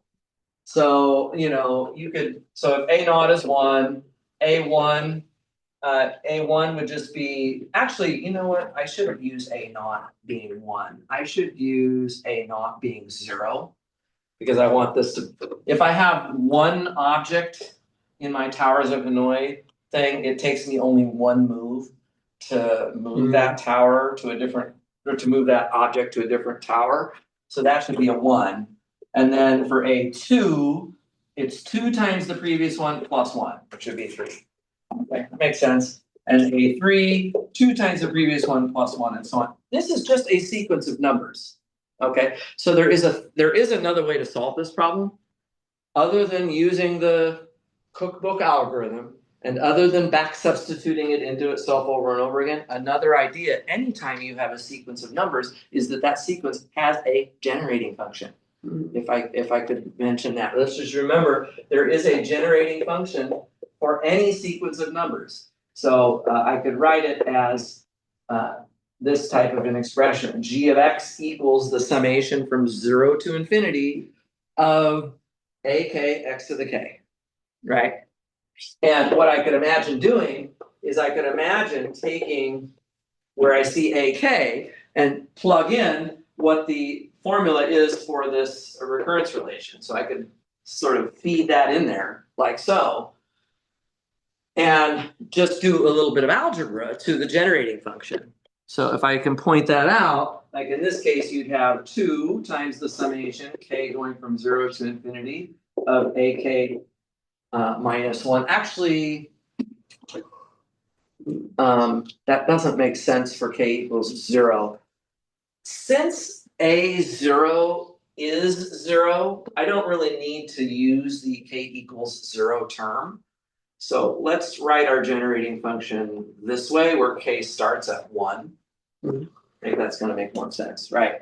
And then we have plus the summation k going from 1 to infinity of x to the k. that make some sense? Mhm. And Wait, shouldn't there be an x to the k? there should be an x to the k right There. here. Yeah, yeah. Good deal. And if I wanted to, I could take one of those k's out of there, or one of those x's out of there, sorry. And end up with ak minus 1, x to the k minus 1. This one is actually just, it's just x plus x squared plus x cubed plus x to the fourth and so on. It's only missing, so it's almost 1 over 1 minus x. Remember, 1 over 1 minus x would have been 1 plus x squared plus x cubed. This one is missing that first constant term, so if I wrote it like that, would you agree? But this would be, if I change 1 over 1 minus x to 1 plus x squared plus x cubed, it's this summation, starting at k equals 1. Right? And at the same time, this first term, this is, a0 plus a1x plus a2x squared. My friends, this summation right here is actually just the g of x again. Isn't that cool? It's just the g of x again. So I have g of x still on the left side, and I actually have this on the right side. You can solve for g of x explicitly for this particular recurrence relation. So if I did that, I want to do this now because I'm excited to show you this one. If I take the g of x and I factor it out on the left side, it's got a 1 minus 2x on it. Right? And that equals 1 over 1 minus x minus 1. And actually, let's just get a common denominator over here before I go any further. This is actually 1 minus the quantity of 1 minus x, which is just x over 1 minus x then. So if I solve for g of x becomes that guy divided by this guy. So it would turn into x over 1 minus x times 1 minus 2x. This would be the generating function for this recurrence relation. I don't know the terms of the recurrence relation yet, but I know this is the generating function for it, which is kind of interesting. And now what you could do is, well, so this could be rewritten as x times 1 plus x squared plus dot dot dot dot dot times 1 plus 2x plus 2x squared plus dot dot dot dot dot. That's really what it is. And if you imagine multiplying this out, the coefficients would give you the terms of this recurrence relation. They would give you the terms of this sequence. And so you could actually get the answer that way too. Kind of interesting. I was able to follow up until that part, the This minus one? 1. No, the minus 1. This one? Yeah, because when you So this is just x plus x squared plus x cubed plus dot dot dot you dot. factor out an x, right? No, I did not factor out an x. I added and subtracted 1 from it. Oh. So I rewrote this as 1 plus x squared plus dot dot dot dot minus 1. Okay. So the 1 minus 1 goes away. And now the part in the parentheses is 1 over 1 minus x, and I'm subtracting 1 from it now. Yeah. So we actually can come up with the generating function for this particular sequence of numbers. Although his idea of factoring out the x would work the same. It would, yeah, I noticed that too. If we factored out the x, then we would have immediately, Yeah. even more quickly, we would have even more quickly got to what was ultimately derived on the right side there. Yeah, that's very true. Yeah, so that's kind of interesting. You can write the generating function for your sequence of numbers that you're looking for. And of course, once you have this generating function, you could solve for whatever coefficient you wanted. I could say, well, okay, so what is a sub 11? Now, obviously on this one, it's pretty easy to just do it by hand. But if I wanted to know a sub 11, I would just have to figure out, well, how many ways are there to pick x's from these two factors so that you have 11 x's in such a term. Yeah, so it's kind of a nice little follow-up. That was 15, I think. Okay. Good to go on that. Yeah, don't forget about generating functions, guys. There's some things about that aren't, I didn't put a lot of that in this packet, I guess. What else do I have left here? Not very many. 5, 7, 8, and 13. I'm looking at 13 right now, so let's just do it. Is that clock correct? 1:45? When did I say I was quitting? 3? Oh, we have plenty of time. Plenty of time. Do we have to worry too much? During the last week, we went over like the balance of the colorings. Do we have to just like Balance of the colorings? Oh, the delta, the maximum of the chromatic number is delta plus 1. You should know those facts. They don't really come up a lot because usually what you do instead of using that upper bound on the number of colorings is usually you just color your graph with a certain number of colors, and that serves as your upper bound. Okay. Yeah, so I think that would be probably the more important thing to be able to do. Okay, everybody out there, hopefully good. I hope you can all see me and hear me okay. We're going to do number 13, but let me know in Zoom. Feel free to unmute yourself if you want to ask me anything. I'm happy to help out. 13, how many 8-digit sequences involve exactly 6 different digits?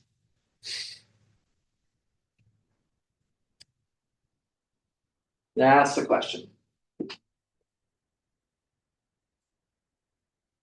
So we're back to good old combinatorics again, the basic combinatoric stuff, counting thing. 8-digit sequences. The digits, of course, go from 0 to 9.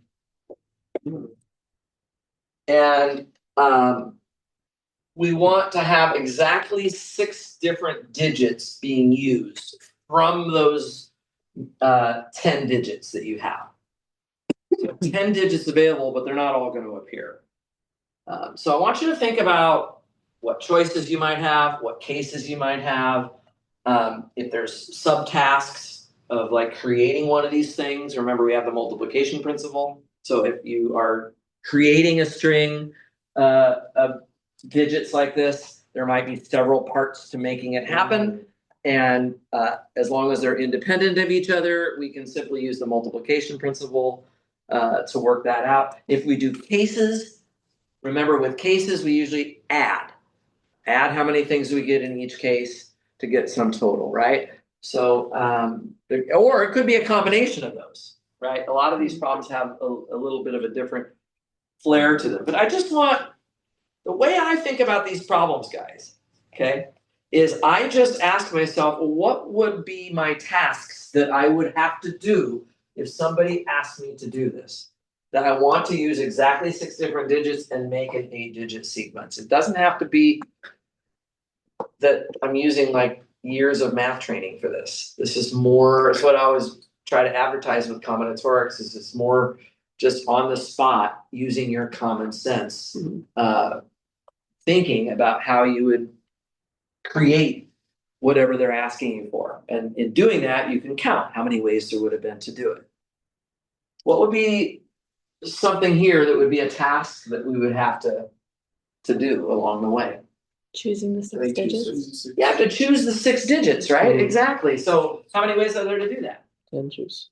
I'm not putting them in order yet. I'm just choosing them, right? So I'm going to have 10 choose 6 ways to choose the 6 digits that will appear. Now, at this point, we have to make sure that they all appear. We've got the 6 digits in our hands. We can't decide, oh, well, I'm just going to use 5 of them, right? We actually have to use all 6. So as we're going on to the next part of the problem, Keep that in mind. Keep that in mind. But this number will actually be getting multiplied by the rest of what we figure out. Because this is like the first subtask. I gotta choose which digits I want. Okay. So, and I've got an 8-digit string that I want to build. And what I know is that I only have 6 digits now that I'm gonna be using. So what do you know has to happen as you're filling in the 8 spots here? Some numbers will repeat. Some numbers are going to repeat, right? Because you've got more slots than you do digits. So some digit or digits would need to repeat. Do we know how many digits would repeat? Because if so, we could choose them from the 6, right? You know, so 10 choose 6 and then 6 choose whatever for the repeats. Would that be possible here? 2 of them will repeat, right? So 2 of them would repeat. Let's see. So like we could have a 1 and a 1 and a 2 and a 2. And then a 3, 4, 5, 6, something like that, yeah? So those 2, so does it have to be like this with 2 digits repeating? I was just thinking, why don't you, since one of them, each digit has to appear at least once, right? So pick 6 spots for them, so 8 choose 6, where at least one of them go. And then the remaining 2 spots can have anybody, so just So 8 choose 6 to choose 6 spots, to choose sort of 6 put them spots. all out there, 6 factorial ways. And then I got 2 spaces left, I can do whatever I want.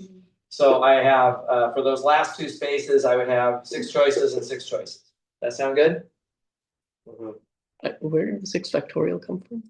Actually putting the digits into these, because this is a string, I said sequences, but so if I do 1, 2, 3, 4, 5, 6. Right.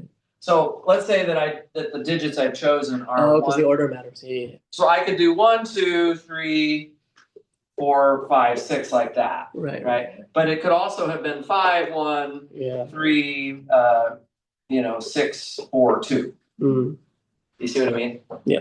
So the 6 factorial would be permuting all of those. So that's permuting them in place. This is choosing the 6 slots in the first place. And then the last 2 slots after I've done that, I put anything there and anything there. So that'd be 6 choices and 6 choices. You also have to order those. Well, at this point, I'm just gonna go to the 2 slots. One of them will be to the left of the other, and I'm gonna go to the first slot and have that many choices, and then I'm gonna go to the second slot and have that many choices. And they could be the same. So by the way, that answers my other question. It doesn't have to be 2 digits repeating. This could be 3 ones here. And so in this case, I have several digits that only occur once, and then I have this 1 occurring 3 times. I have a quick question. So the way that I thought about this was we have By the way, sorry, I don't mean to cut you off, but this is not correct. Oh, really? It's not correct. And I'm gonna explain why in just a second. But before we do that, I just wanted to get to your question. I see people writing it all down like this is the gospel. It's not quite true. This is actually not correct over here. So the way that I thought this, right, we have the 8 choose 6 positions, right? And then out of those 6 positions, the first one has 10 options.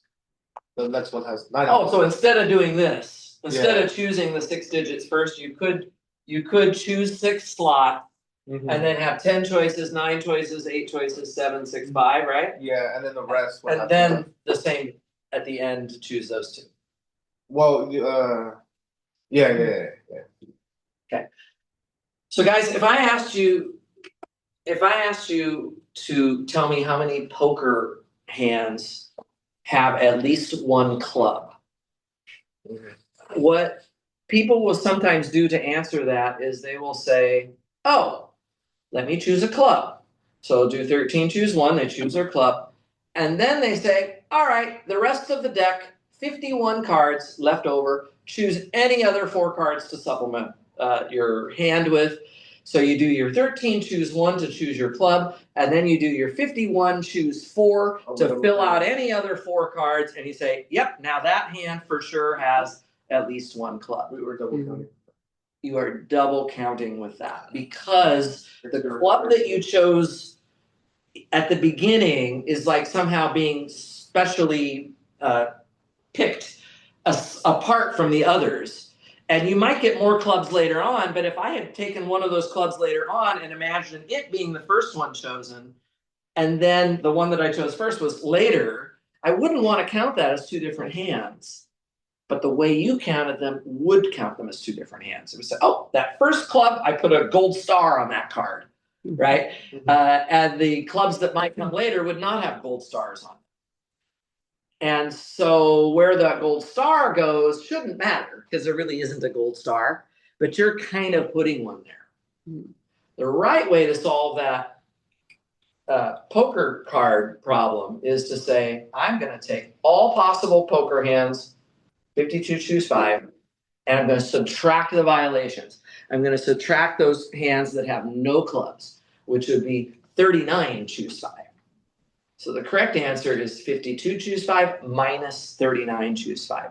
We can't pick a club first and then supplement it with potentially more clubs later. That's too many. That's too many. And this is the same problem. If I choose 6 slots to put the 6 distinct numbers first, then of course later I will be repeating some of those numbers that I've already put down.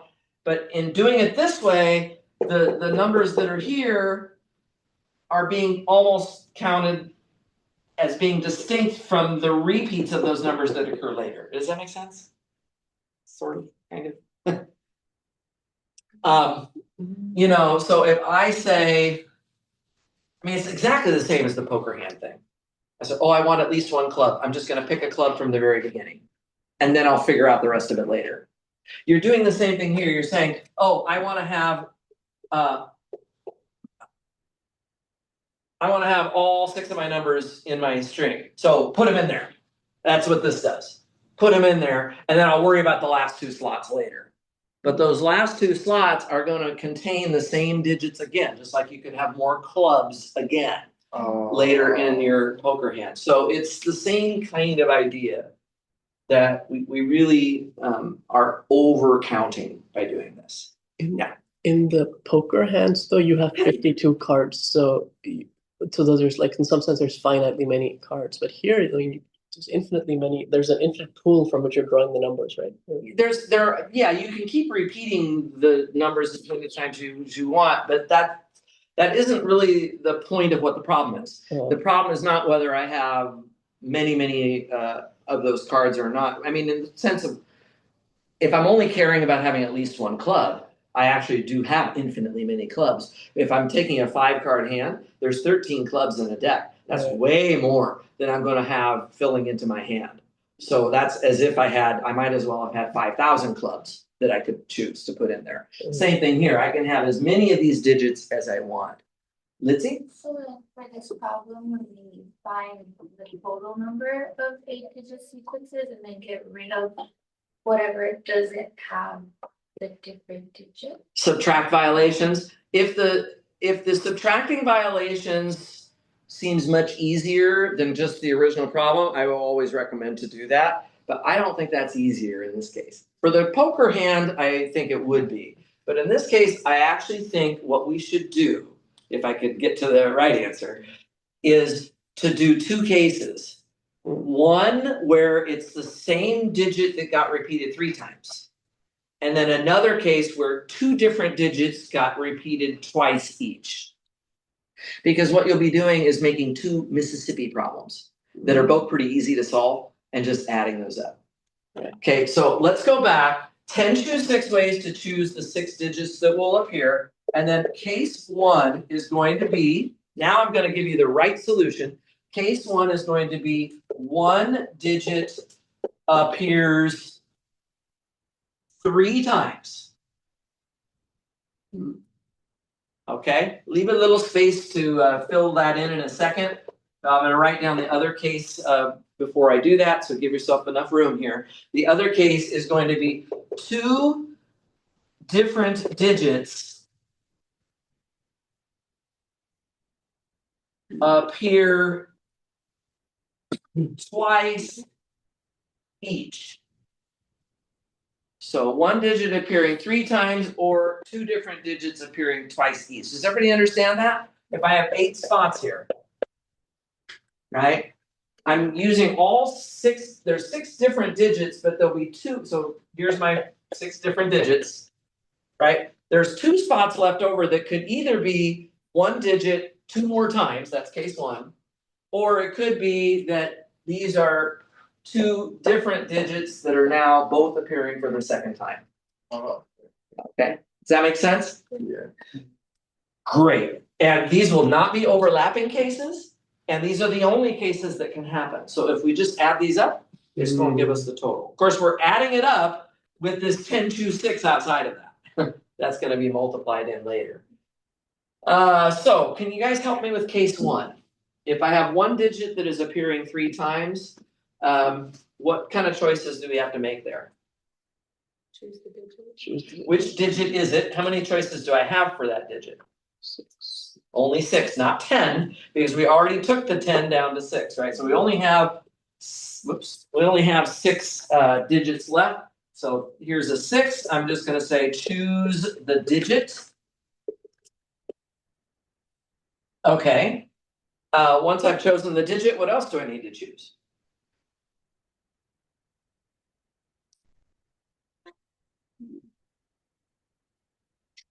So I know which digit is appearing 3 times, right? And then I have all the other separate digits, right? Whatever. The slots that they'll occupy? I'm sorry? Yeah, I gotta start working on what slots do they go in, okay? And so how many ways, what would I maybe wanna choose? How many ways would there be to choose those slots for these repeated digits? I've got 8 slots, and what do I need Would to it do? be 8 choose 3? Right, I need to choose 3 of those, so that would be 8 choose 3, so choose slots for the triply repeated digit. Now, after you've done that, what do you have left to do? Arrange them. You arrange the other ones. How many other ones do we have?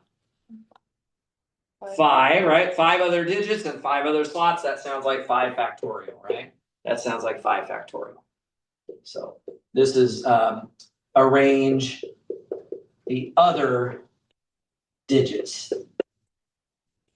You can also just do it as a Mississippi thing. 8 slots, choose 3, 1, 1, 1, 1. That's what the number would be. Yeah, so you can just do it that way if you prefer, but that's what this part is right there. Yeah. Okay, good. Let's look at the case 2. I've still got my 8 slots. Now I want to have 2 different digits that are appearing twice each. What choices do I have to make here? Pick the 2 different digits. Pick which digits they are. So that's 6 choose 2. So I'm choosing the digits. Still like that. So choose the digits. All right. And then what do I have to do after that? Put the slots for those digits. So I've got 8 slots. For the first repeated digit, I've got 2 choices, I have to choose 2 of the slots, right? So 8 choose 2. At that point, I will have 6 slots left. I choose 2 more of those to put the other repeated digit in. And now I'm left with just 4 other distinct digits that fill in the 4 other remaining slots arbitrarily, 4 factorial. So that would be the expression. And so then the final answer, I think we're ready for the final answer now. The final answer would be, By AP. what's that? By AP. Yeah, by the addition principle, we would have 10 choose 6. Yeah, so it's good to write by AP, by the way. Thank you, Jose, because showing our work is always good. That 10 choose 6 gets factored out, right, of these cases. Because that's sort of made as a choice ahead of time. We factor out that 10 choose 6. And then we just put the counts from part A, which is 6 times 8 choose 3 times 5 factorial. That's case 1.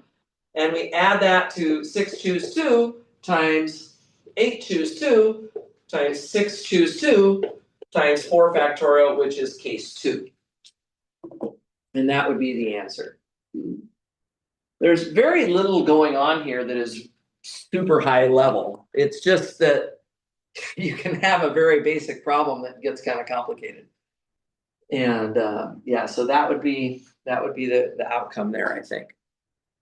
What do you think? Think you could do something like that?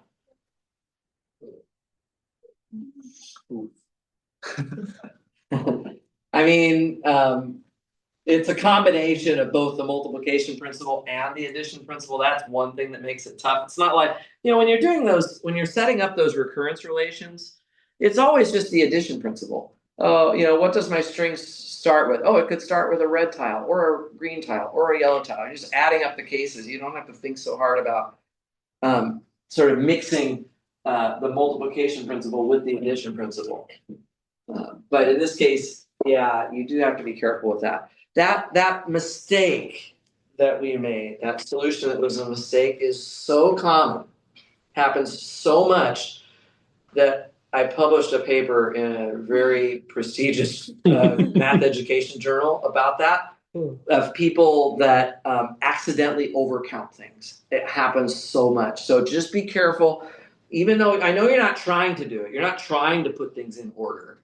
But if you make one choice initially that then affects the other choice, choosing one club and then choosing more clubs later, right? Where there could have been a chance for the two things to be mingled in the opposite order, that's going to be problematic, right? So, I mean, the other option would be to like somehow subtract violations. You can say, I know I overcounted, now let's subtract the overlap. But at that point, it's becoming perhaps harder than just keeping them separate in the first place. Yeah. Question? Yeah, so the way that I did it, I dug myself a bigger hole. Oh no. Because like I chose I have this many options. Oh yeah, leaving all 10 digits in play to begin with. Yeah. Mhm. So my question is, how would I know exactly like when to avoid that situation? I think the thing here is that since we know that we only want to have 6 distinct digits, it's good to get those digits into our hands first. Again, put yourself back in the role of somebody trying to create one of these strings. If somebody came along and said, Scott, I want you to make an 8-digit sequence that has exactly 6 different digits, the first thing I would probably do is I'd say, well, which digits am I going to use? Right? If I was, constructing this. And so this would be just naturally what I would do first. Okay. I don't have like a one-size-fits-all answer. Every problem is a little bit different, but that would just be, to me, this doesn't interfere with anything else about the problem, about using exactly, the fact that it's an 8-digit sequence and that I want to use exactly 6 different digits, it doesn't matter what the digits are. Mm-hmm. So choosing those digits ahead of time is a safe thing to do that isn't related to putting anything into slot. Yeah, that's about the best I can come up with there. And then another question. Yeah, go ahead. With our mistake, it's gonna be a lot harder to do it, but couldn't we just somehow figure out what we double counting and divide?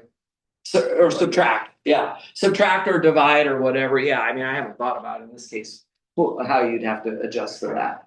It would be, guys, if your solution is feeling murky to you, it's feeling like this is a little shaky to me, might be not a bad idea to just zoom back out for a second. Think about the problem again from a little bit broader perspective, because what I find with combinatorics, guys, is that when I've done it correctly, it feels correct to me. It feels solid. Like I have total confidence in it. If I'm feeling a little shaky about something, it's very rare that those answers are actually corrected at the end of the day. Obviously, if you don't have enough time to work on it in more detail, that's what you go with. But I'd be open to potentially just thinking about it again. Maybe I should have used the subtraction trick. Right? Or, maybe I should have done it as a permutation instead of a combination. Stuff like that, that might help you a little bit. Okay. Well, I don't have a lot here. Oh, number 7. I might talk through number 7 real quick. This is something we haven't talked about. So let's do number 7. The problem with number 7 is that it takes forever to write it down. It's on the handout, so if those of you who have the handout may not want to copy this whole thing, but I'm going to try my best to write out number 7 here. This one talks about 5 professors, and I'll just abbreviate their names with letters. So there's Dr. Annan, Rathbun, Glesser, Lyons, and Suchava, so 5 of our professors. And we are going to staff, I don't know where I got this idea, but we're going to staff McCarthy Hall to welcome the students each day from 10 a.m. to 3 p.m. So that's 5 hours, and we have 5 professors. And each professor is going to take one shift, a 1-hour shift of welcoming, to welcome the students, right? To the building. Welcome students. I'm kind of just abbreviating this. I'm just trying not to write the whole thing out. So how many ways can they staff this? So each professor is going to staff for 1 hour. If Annan doesn't arrive until 11, under normal circumstances, that's not too far off. But this week is a little different. I'll be here very early tomorrow until 11, and is unavailable from 2 to 3 as well. And then what else do we have? Rathbun is available anytime after 12. Who else do we have? Glesser is available until 2. And Lyons is available after 11. And Suchava is available 10 to 12 and 2 to 3. So if you think you know how this is done, keep it to yourself for just a second. I'm going to erase the board, and then I will take some suggestions from the Peanut Gallery.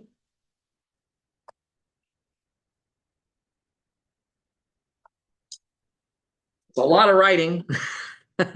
Sorry about that, but that's just what it takes. Luckily, on the test tomorrow, you will not have to write the questions down. Some people still do that anyway for some reason. Please don't. It's just taking up extra time. Just go straight into the solution. All right. Does somebody out there in Zoom want to tell me what type of problem is this? I just want to see if this Zoom thing is working. It's a forbidden positions problem. Yeah, this is a forbidden positions problem. Okay, we haven't done one of these in a while. I just want to remind people of the formula and kind of how to set this up. What we need to do is make a grid here, and the grid in this case would consist of, rows and columns. You can do it. You can set up the professors to be the rows and the time slots to be the columns, or vice versa. You can do it either way. There is no right or wrong answer. However, once you get the X's put onto this diagram, you may end up deciding, oh, I'd rather transpose my picture. If you do that, it doesn't change the answer. So if the person next to you swapped the rows and columns, they should get the same answer that you do. There's no right or wrong way to do it. So maybe I'll put the professors along these rows here. So we have Annan, Rathbun, Glesser, Lyons, and Suchava. So those are going to be the rows. And now for the columns, we'll put the time slots, which would start at 10, I guess I said. So 10 to 11, and then from 11 to 12, and 12 to 1, 1 to 2, and 2 to 3. So, you'll get partial credit even for just drawing the picture. Well, you'll get partial credit even for writing the word forbidden positions now. So do it, Show me that you know what this is about. Even if you don't actually get the final number right, if you can put a lot of work down that shows me you know what you're doing, I would be able to justify giving you basically almost full credit because, anybody can make a numerical mistake, especially on an exam setting. So try not to get too overwhelmed by that.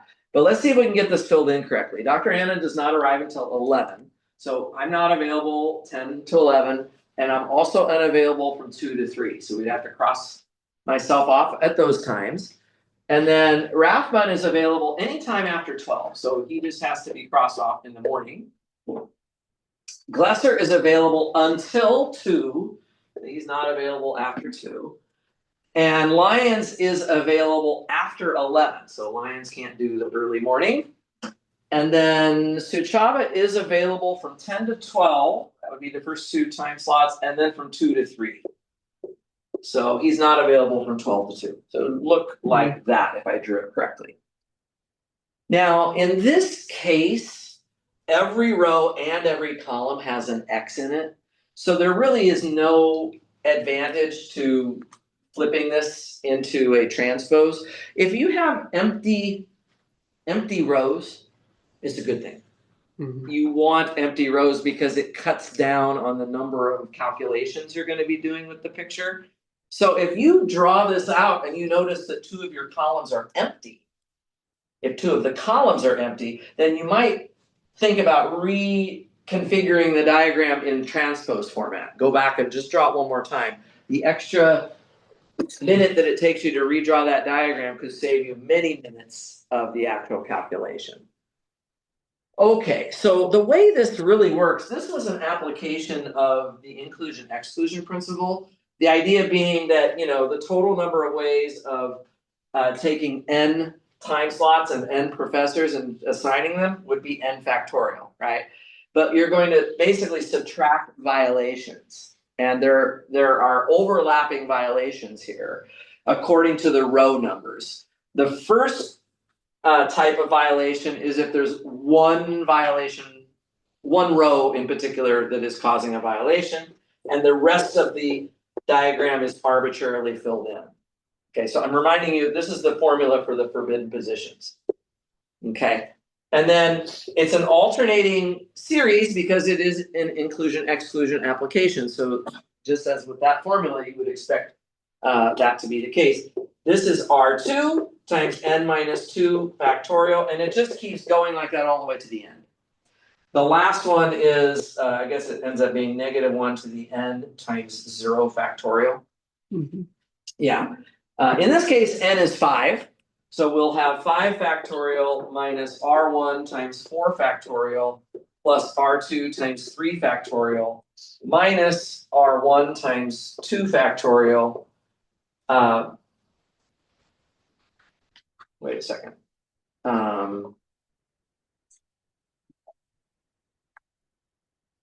Should it be R3? Did I? Oh, this is R3. Yeah. I was like, what's going on? R3. Okay. Plus R4 times 1 factorial minus R5 times 0 factorial. That works better. Okay. Yeah, I was just lost my thought for a second. So that's the formula. If you wrote all of that down up to this point on a problem like this, you're already going to get most of the points. Please do not spend even more than maybe 5 to 10 minutes working out these R's. It's easy to get it wrong.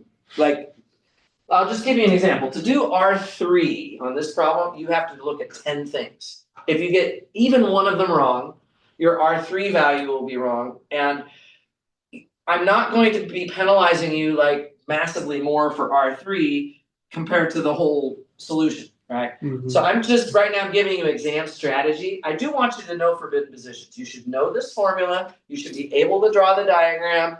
I hope that you can work these R's out correctly, but if you were to make a mistake, it is only going to cost you such a small amount of points you will wish you didn't spend so much time on it.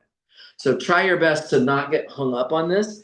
The one thing I will tell you is that R1 is very easy. It is just simply the number of X's. So you just, number of X's in the first row, plus second row, plus third row, plus fourth row, plus fifth row. So that's 2 plus 2 plus 1 plus 1 plus 2. This would be 8. Okay. Very quickly, I'll remind you how to calculate the R2. Basically, you pick 2 of the rows and you figure out how you could create violations in both rows. Remember, we're subtracting violations. So I'm going to look for violations in both rows. So I could do, there's 10 combinations of 2 of these rows. Rows 1 and 2, right? And then I'll add rows 1 and 3, and then 1 and 4. I have to add all these numbers up, 1 and 5, 2 and 3, 2 and 4, and so on. And if one of these rows has no X's in it, then any subscript involving that row is 0, and you don't have to think about it. That's why I said if there's rows of empty squares where there's no X's, those are your friend. Those actually help. Actually, the less X's you have, the better, right? So if I go to rows 1 and 2, I could pick this X and this X, right?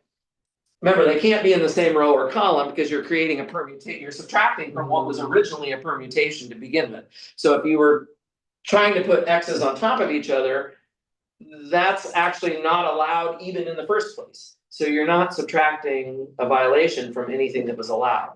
So it has to be like this X with this X, or this X with either of these 2. So that's 3. For that one number. And again, if you got any one of these numbers wrong, it would be unfortunate, right? So row 1 and row 3, there'd be one way. Row 1 and row 4 would actually be one way, right? Does everybody remember how to do this? I don't want to waste time. If people already know all this, I won't belabor it too much. Rows 1 and 5, we could pick this pair, or this pair, or this pair, or this pair. That would be 4 ways on that case. Okay, and then for rows 2 and 3, we get 2. For rows 2 and 4, we get 1. For rows 2 and 5, I believe it's 4 again. For rows 3 and 4, it's 1. For rows 3 and 5, it's 2. And for rows 4 and 5, it's 2. So there's just 10 numbers we need to add up. So that's 5, 11, 12, 16, I think it's 21. For R2. And I think that is the right answer. So far I haven't messed it up. So yeah, R2 is equal to 21. Everybody just, it gets a little harder when you go to R3 and R4 because then you're like simultaneous. First of all, you only have 2 hands to like point at your diagram with. But you then have to be a little careful because you're juggling more information at once. So sometimes R3 or R4 could be harder for people, and sometimes it would be just 0 for some of the terms because you don't have enough different columns of X's to pick like 3 or 4 of them. Is there anybody here who wants me to keep going? And if you do, it's okay. But if you remember how this works, I'll let it go. The solutions are here, and I am pretty sure they're right, but who knows? I could have made a mistake with this too. It's not that beyond the realm of possibility. In terms of showing work, it would be good to write out these numbers. If you just write 21, I'm really going to be like unable to figure out if you did that in your head or whatever. And if it's the wrong answer, I'll be like, no, I have no idea how they got that. And there won't be much I can do for you. But again, I won't take off much for little mistakes on that. So as long as everybody remembers this, remember derangements is a special case of forbidden positions. The derangements would be the scenario on this diagram where you're simply putting X's right down the main diagonal. That's a derangement. So if you have hats and gentlemen at a party and you want to know, well, how many ways are there for nobody to get the correct hat back? Then you're really just solving this forbidden positions problem, right? So there is a formula for the number of derangements. Somebody put it on the board over there, right behind Litzy, for D sub n. Wouldn't be the worst thing in the world to know that formula. So I like that. For my Zoomies, for my Zoom people. Wait, what does that convert to again? It's E. to the, Oh, as n goes to infinity, it converges to 1 over e. Yeah, 1 over e, which is kind of cool. So, sorry, not that. D sub n over n factorial converges to 1 over e. So the probability of a derangement, as n gets really big, approaches whatever 1 over e is, which I think is like that's one of the cool things in this material. Combinatorics is all about whole numbers, discrete objects, counting things 1, 2, 3, 4, and then we get e somehow in this class, which is really neat. So I like that too. Okay, so that's number 7. I'll leave it at that. If anybody needs to hammer out a full blown example of this process, we can do that later on. Let's see. I'm really getting down there. Is anybody? Well, no, none of you are taking my number theory class next semester, probably. Is somebody there? You are? Oh, no, we don't pass them yet. Oh. Even if you do pass, you should take it. I'll do a number theory problem. And this, if you decide to take my class just because, you know, you want to see more and more math, I will then try to this suffer the grade. this problem would be a number theory problem for sure. So, number 5. We're going to define the Euler phi function, phi of n. And this is the number of integers, k. And k has to be between 1 and n that are relatively prime to n. Okay, so it's just how many numbers less than n are actually relatively prime. That just means no common factors with the n, right? And then the question is saying if p, q, and r are distinct primes,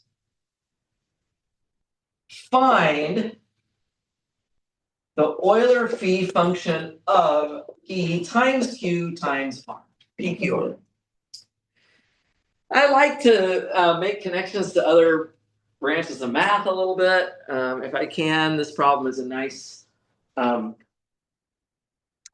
into it. And when I teach number theory, which is Math 430, I always talk a lot about the Euler phi function. It's very important, actually, in the subject of number theory in general. So we're asking ourselves how many numbers that are less than p times q times r would have no common factors with p times q times r. Would have no common factors. So you can imagine that you could think of 3 primes, 2, 3, 5. That'd be 30. So the question would be, how many numbers less than 30 have no common factors with 30? So like 29. 29 has no common factors with 30, but 28 does, has a factor of 2. 27 does, has a factor of 3. 26 does, has a factor of 2, and so on. Right? You can go through and try to figure that out. And we would like to count those. How many are there? And so the idea is that if a number has some common factor with PQR, then the common factor actually has to be either P or Q or R, right? If you think about the possible common factors, for example, 30 doesn't have a factor of 7 in it. So any number that's less than 30, I don't care if it has a factor of 7 or not. We're not going to, it's not a factor that could possibly be common with 30. So it doesn't really matter. It's really mostly just about the factors, the prime factors that we could be talking about here are the P, the Q, or the R. Any thoughts on how I might want to do this problem? Maybe we're calling 302 stuff. Okay. It shouldn't be too much 302. It should be mostly combinatorics. But you can give it a try. I'm happy to listen to anything.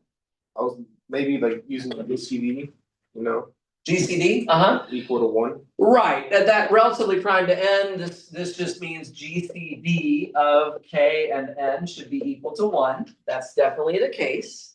And then I was thinking maybe using the Zeus lemma.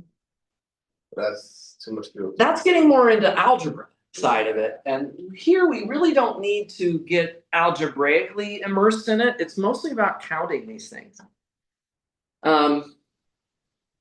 So I'm trying to count how many numbers have no factors of P or Q or R.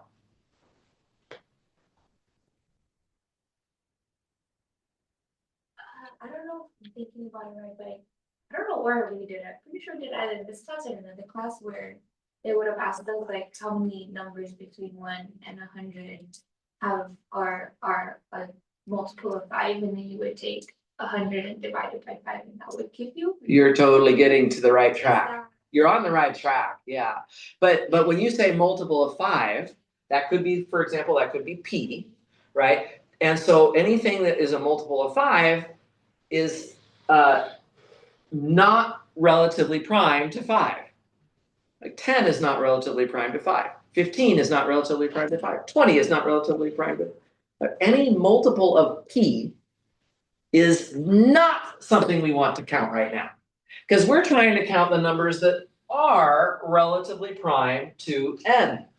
And anything that's a multiple of P would not be relatively prime to n. It would not be relatively prime to PQR. Anything that's a multiple of Q would not be relatively prime to n. Anything that's a multiple of R would not be relatively prime to n. What does it sound like I'm talking about?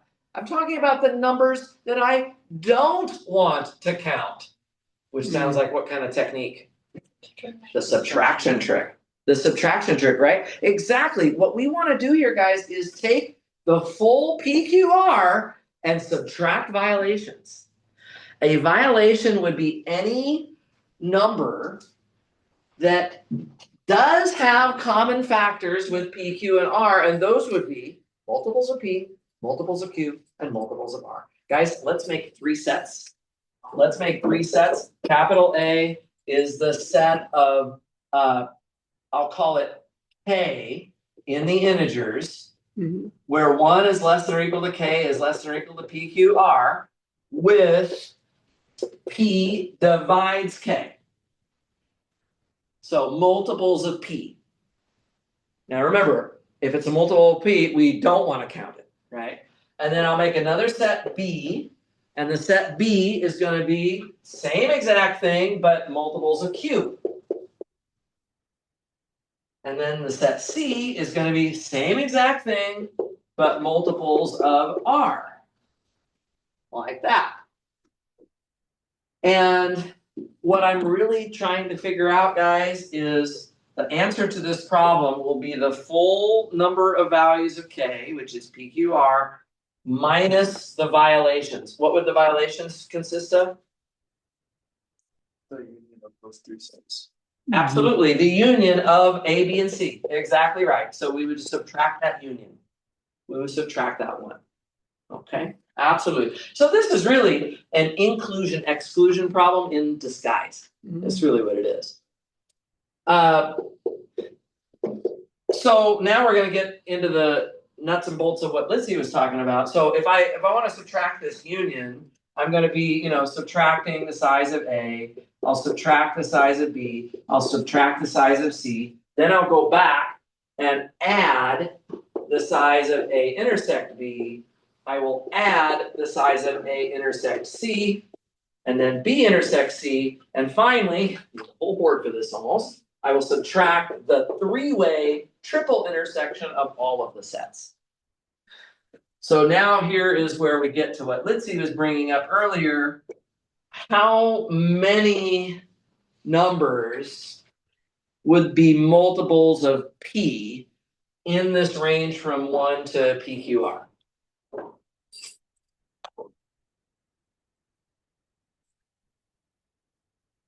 How many numbers would be a multiple of 5 between 1 and 100? Q. It's 20. It's QR, right? It's just basically dividing the 5 into 100. Mhm. Here, it's dividing the PQR by P. It's just QR, exactly. And then what would be the number of multiples of Q that are between 1 and PQR? P times R, right? And then what about for multiples of R? PQ, good. Right, so that's just PQ.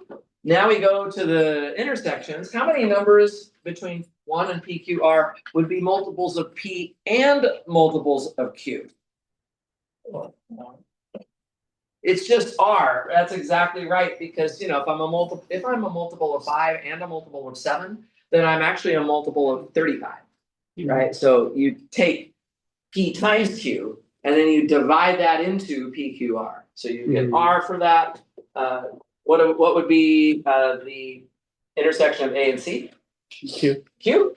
And what would be the intersection of B and C? P. Good. And then the three-way intersection would be the numbers that are multiples of all three, P and Q and R. How many of those would there be? Just one. Just one, which is PQR itself. It is just one. Mhm. It is just one. Okay, that would be a perfectly good final answer for Math Core 71. But since a lot of you are not planning to maybe be around for my next class, I have to at least tell you the answer here, which is that this simplifies to some incredibly beautiful thing, which is it's actually P minus 1 times Q minus 1 times R minus 1. If you were, this I would not be expecting you to do if I ask a question like this, but if you FOIL this back out, you're going to get exactly what we just wrote down. So it's just subtracting 1 from each of those primes and taking their product. Yeah, we just sort of multiply it out, that's what you'll have. So it's really just an inclusion exclusion problem. It's not really any real deep thing, but that's why I kind of saved it because we've done a lot of inclusion exclusion. If you ask this problem, so let's say on an exam, Yeah. would we be allowed to use the property that you can distribute P over PQ and R separately?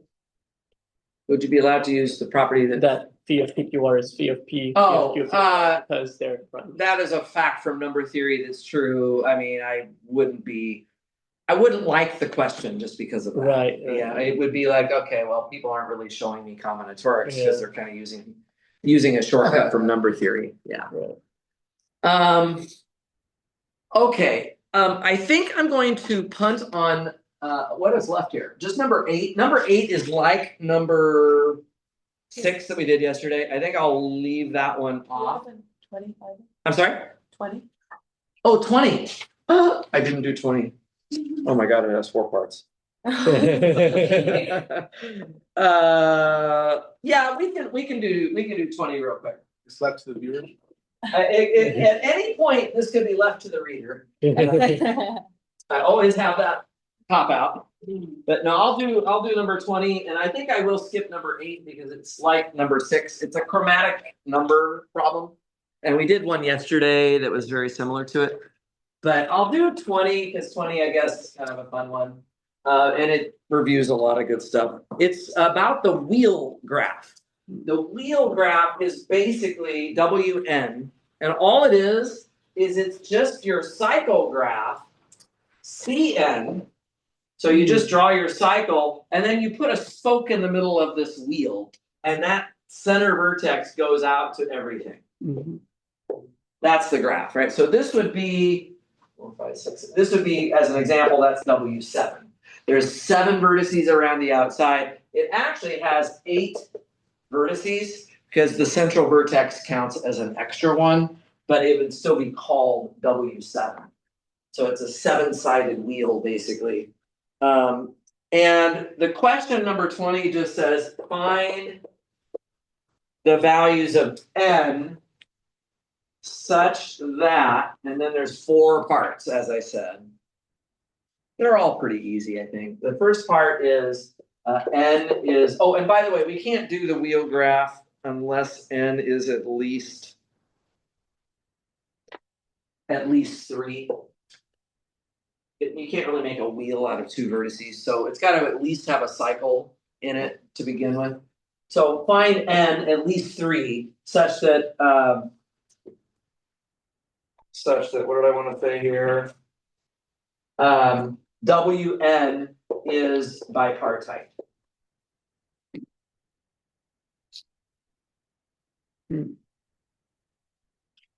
That's the first question.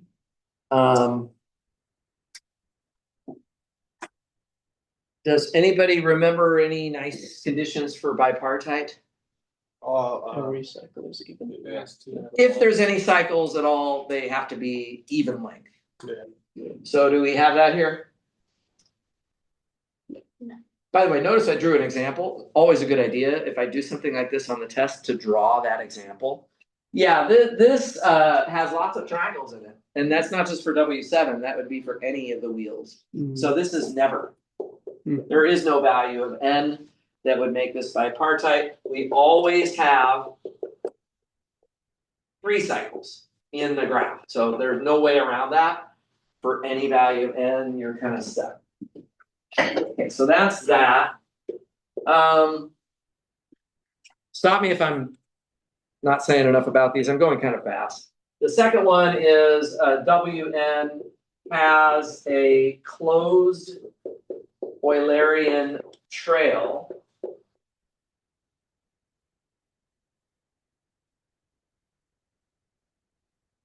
We talked a little bit about this at the review yesterday. For those of you who were here, there's a nice theorem for this.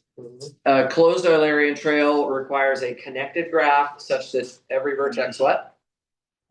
Has an even degree, right? So we can look at our example. Now remember, this is just one example, so you got to be a little careful not to over assume things from just one example. But I think you could be pretty comfortable that these outside, like the inner vertex has n as a degree of n, right? But the outside ones, and see, we don't know whether n is even or odd, so that doesn't really help me. But the outside ones have 1 degree. They're always 3, right? They're all 3 and they're always 3. Doesn't matter how many sides this wheel has, it's always 3. So that's way too many vertices of odd degree, and that's never going to work. Even if n is only 3, you have n vertices of degree 3 here. That make sense? Should it be n minus 1? Oh, but the whole. 4, 5, 6. This vertex has degree n because I'm calling this. Oh, okay. Yeah, I'm calling this W sub n. So the n refers to how many vertices are around the outside, and this center vertex is connected to all of those. So yeah, that should just be n, I think. But the key thing is really not so much the center one, it's just all these ones on the outside have degree 3. If it was just a cycle graph, then those outer ones would have degree 2, and that would work then. Obviously, for a cycle graph, you would have a closed Eulerian trail, which would just be to go around the whole cycle. That'd be for every n. For this one, would it just be enough to say that the outer points will always be connected to whatever's adjacent to them on the inside? Yeah, or you could even more direct than that. I would probably just say the degree of v equals 3 for all v on the outside cycle. If you just wrote that down, that would be great. Yeah. Okay, so you have way too many vertices of odd degree. So that is good. Okay, the next one, I guess these aren't really that hard. So let's do, actually the fourth part is a little tricky. Let's do the third part though first, which is that W sub n has a Hamilton cycle. So for which values of n will you be able to make a cycle in this graph that only touches every vertex exactly once?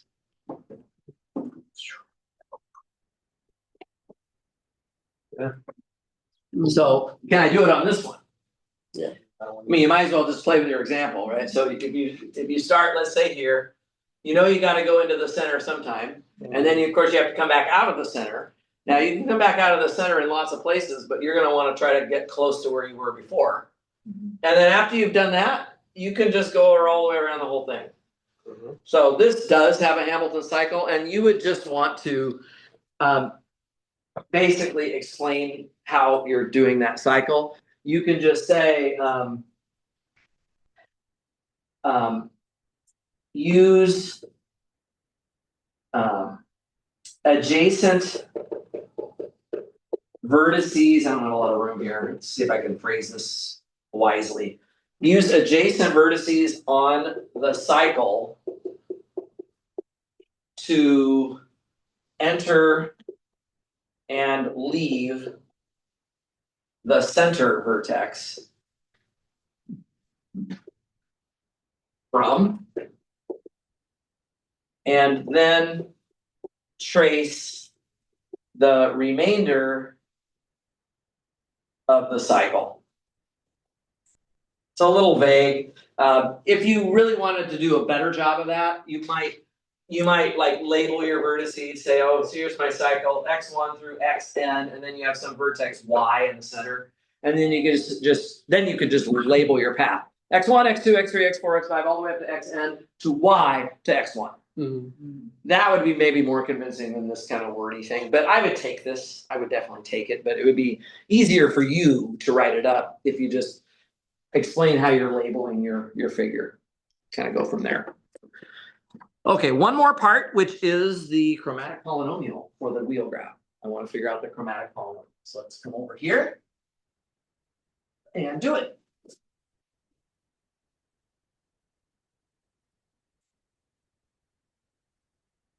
So find part D is to find the chromatic polynomial of, I actually chose specifically W4 of K. Find the chromatic polynomial for W4 of K. And so before I really get into the solution, it'd be good to draw W4 so we have a visual of it.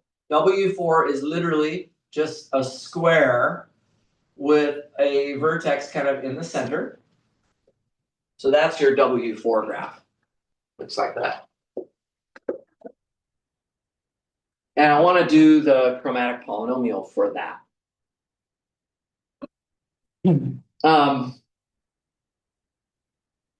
So this one's a little tricky because you might say, well, I can start with just one of the triangles. Okay, so don't write this down yet because I'm going to find out in a minute this isn't going to work very well. But you could say, oh, I have K choices in the middle, and then I have K minus 1 choices, and then I have K minus 2 choices for that triangle. Right? And then I could go to this vertex and say, oh, well, I also have K minus 2 choices there. The issue will be, though, that when you now want to color the very last vertex, it will depend on whether these two vertices were chosen with the same color or not, because they might or might not be, which means you would then have to do cases according to whether they were chosen the same or not.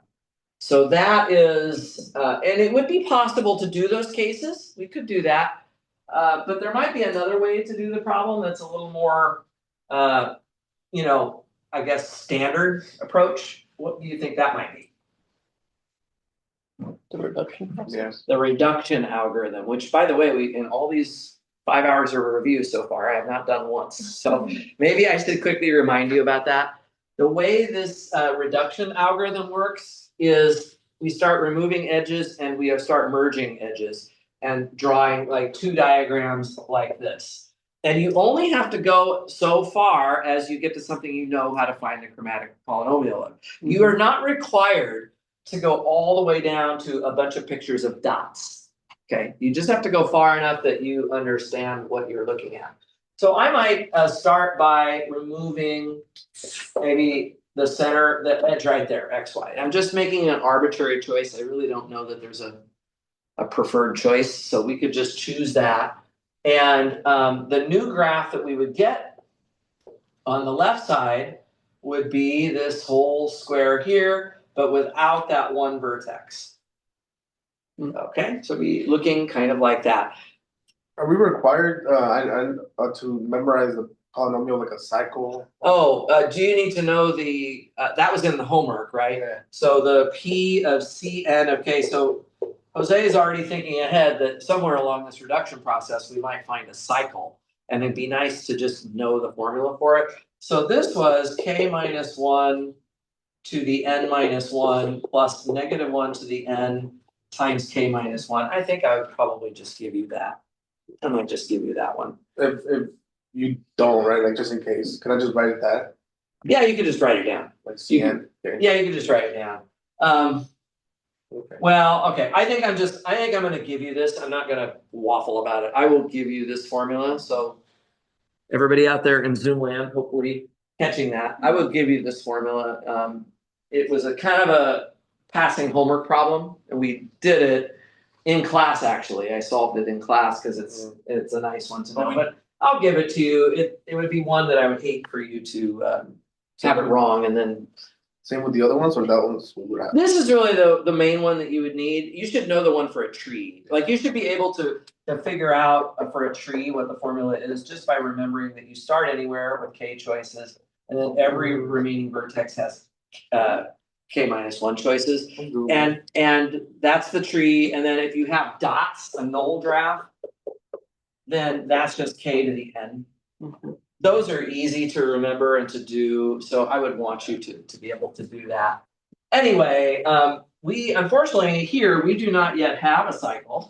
So we've got to keep going. This would be like what I used to call G1, and then on this side would be G2. And G2 is where we merge this vertex down to this vertex, which actually, when we do that, I believe we'll just get this kind of a picture like that.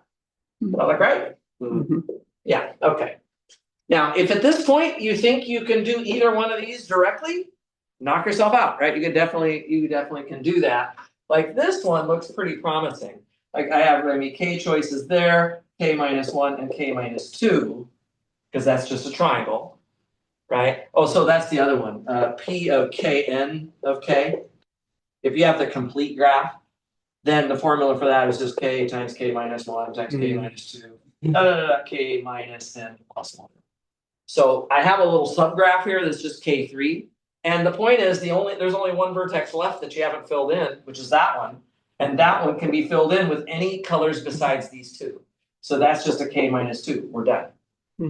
So I don't actually have to break that side down any further.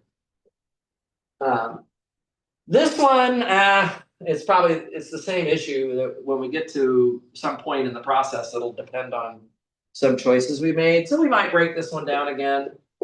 Just remember to get your pluses and minuses right. Every time you go to the left, it's a plus. Every time you go to the minus, to the right, it's a minus. So here we would have another plus and another minus. I have to remove another edge. Maybe I'll just remove the one that's on the top. I really don't remember which one is the best one.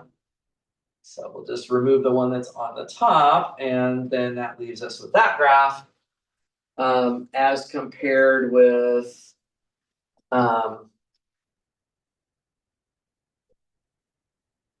when I merge this top edge, then what happens is I get this side, I get this triangle still here, this bottom vertex is still here, and so is that. But now that edge is being collapsed, so this just goes directly around to there. Would it have been better if we would cut the edge that's connecting the middle? To the middle? Right, yeah. Like this thing? Yeah. Oh, probably. Then boom, and then we have look at that case right there. And then they merge, so now we have a cycle. A cycle at that point. You want to do that? Yeah. Okay, everybody seems to be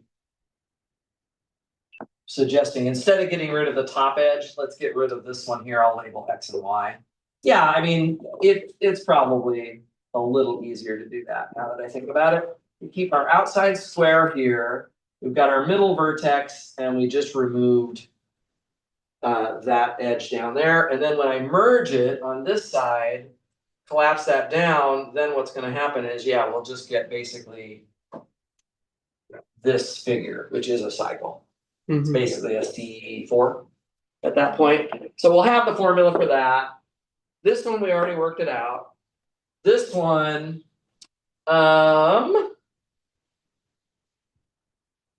actually, you have a C4 cycle kind of on half of it, and then there's only one vertex that's not part of that cycle, and you can just avoid the two colors that are adjacent to that vertex, and that would work as well.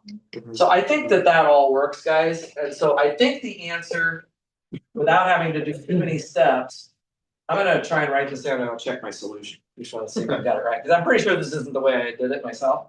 But this should work. So for C4, what did we say? It was k minus 1 to the fourth plus negative 1 to the fourth times k minus 1.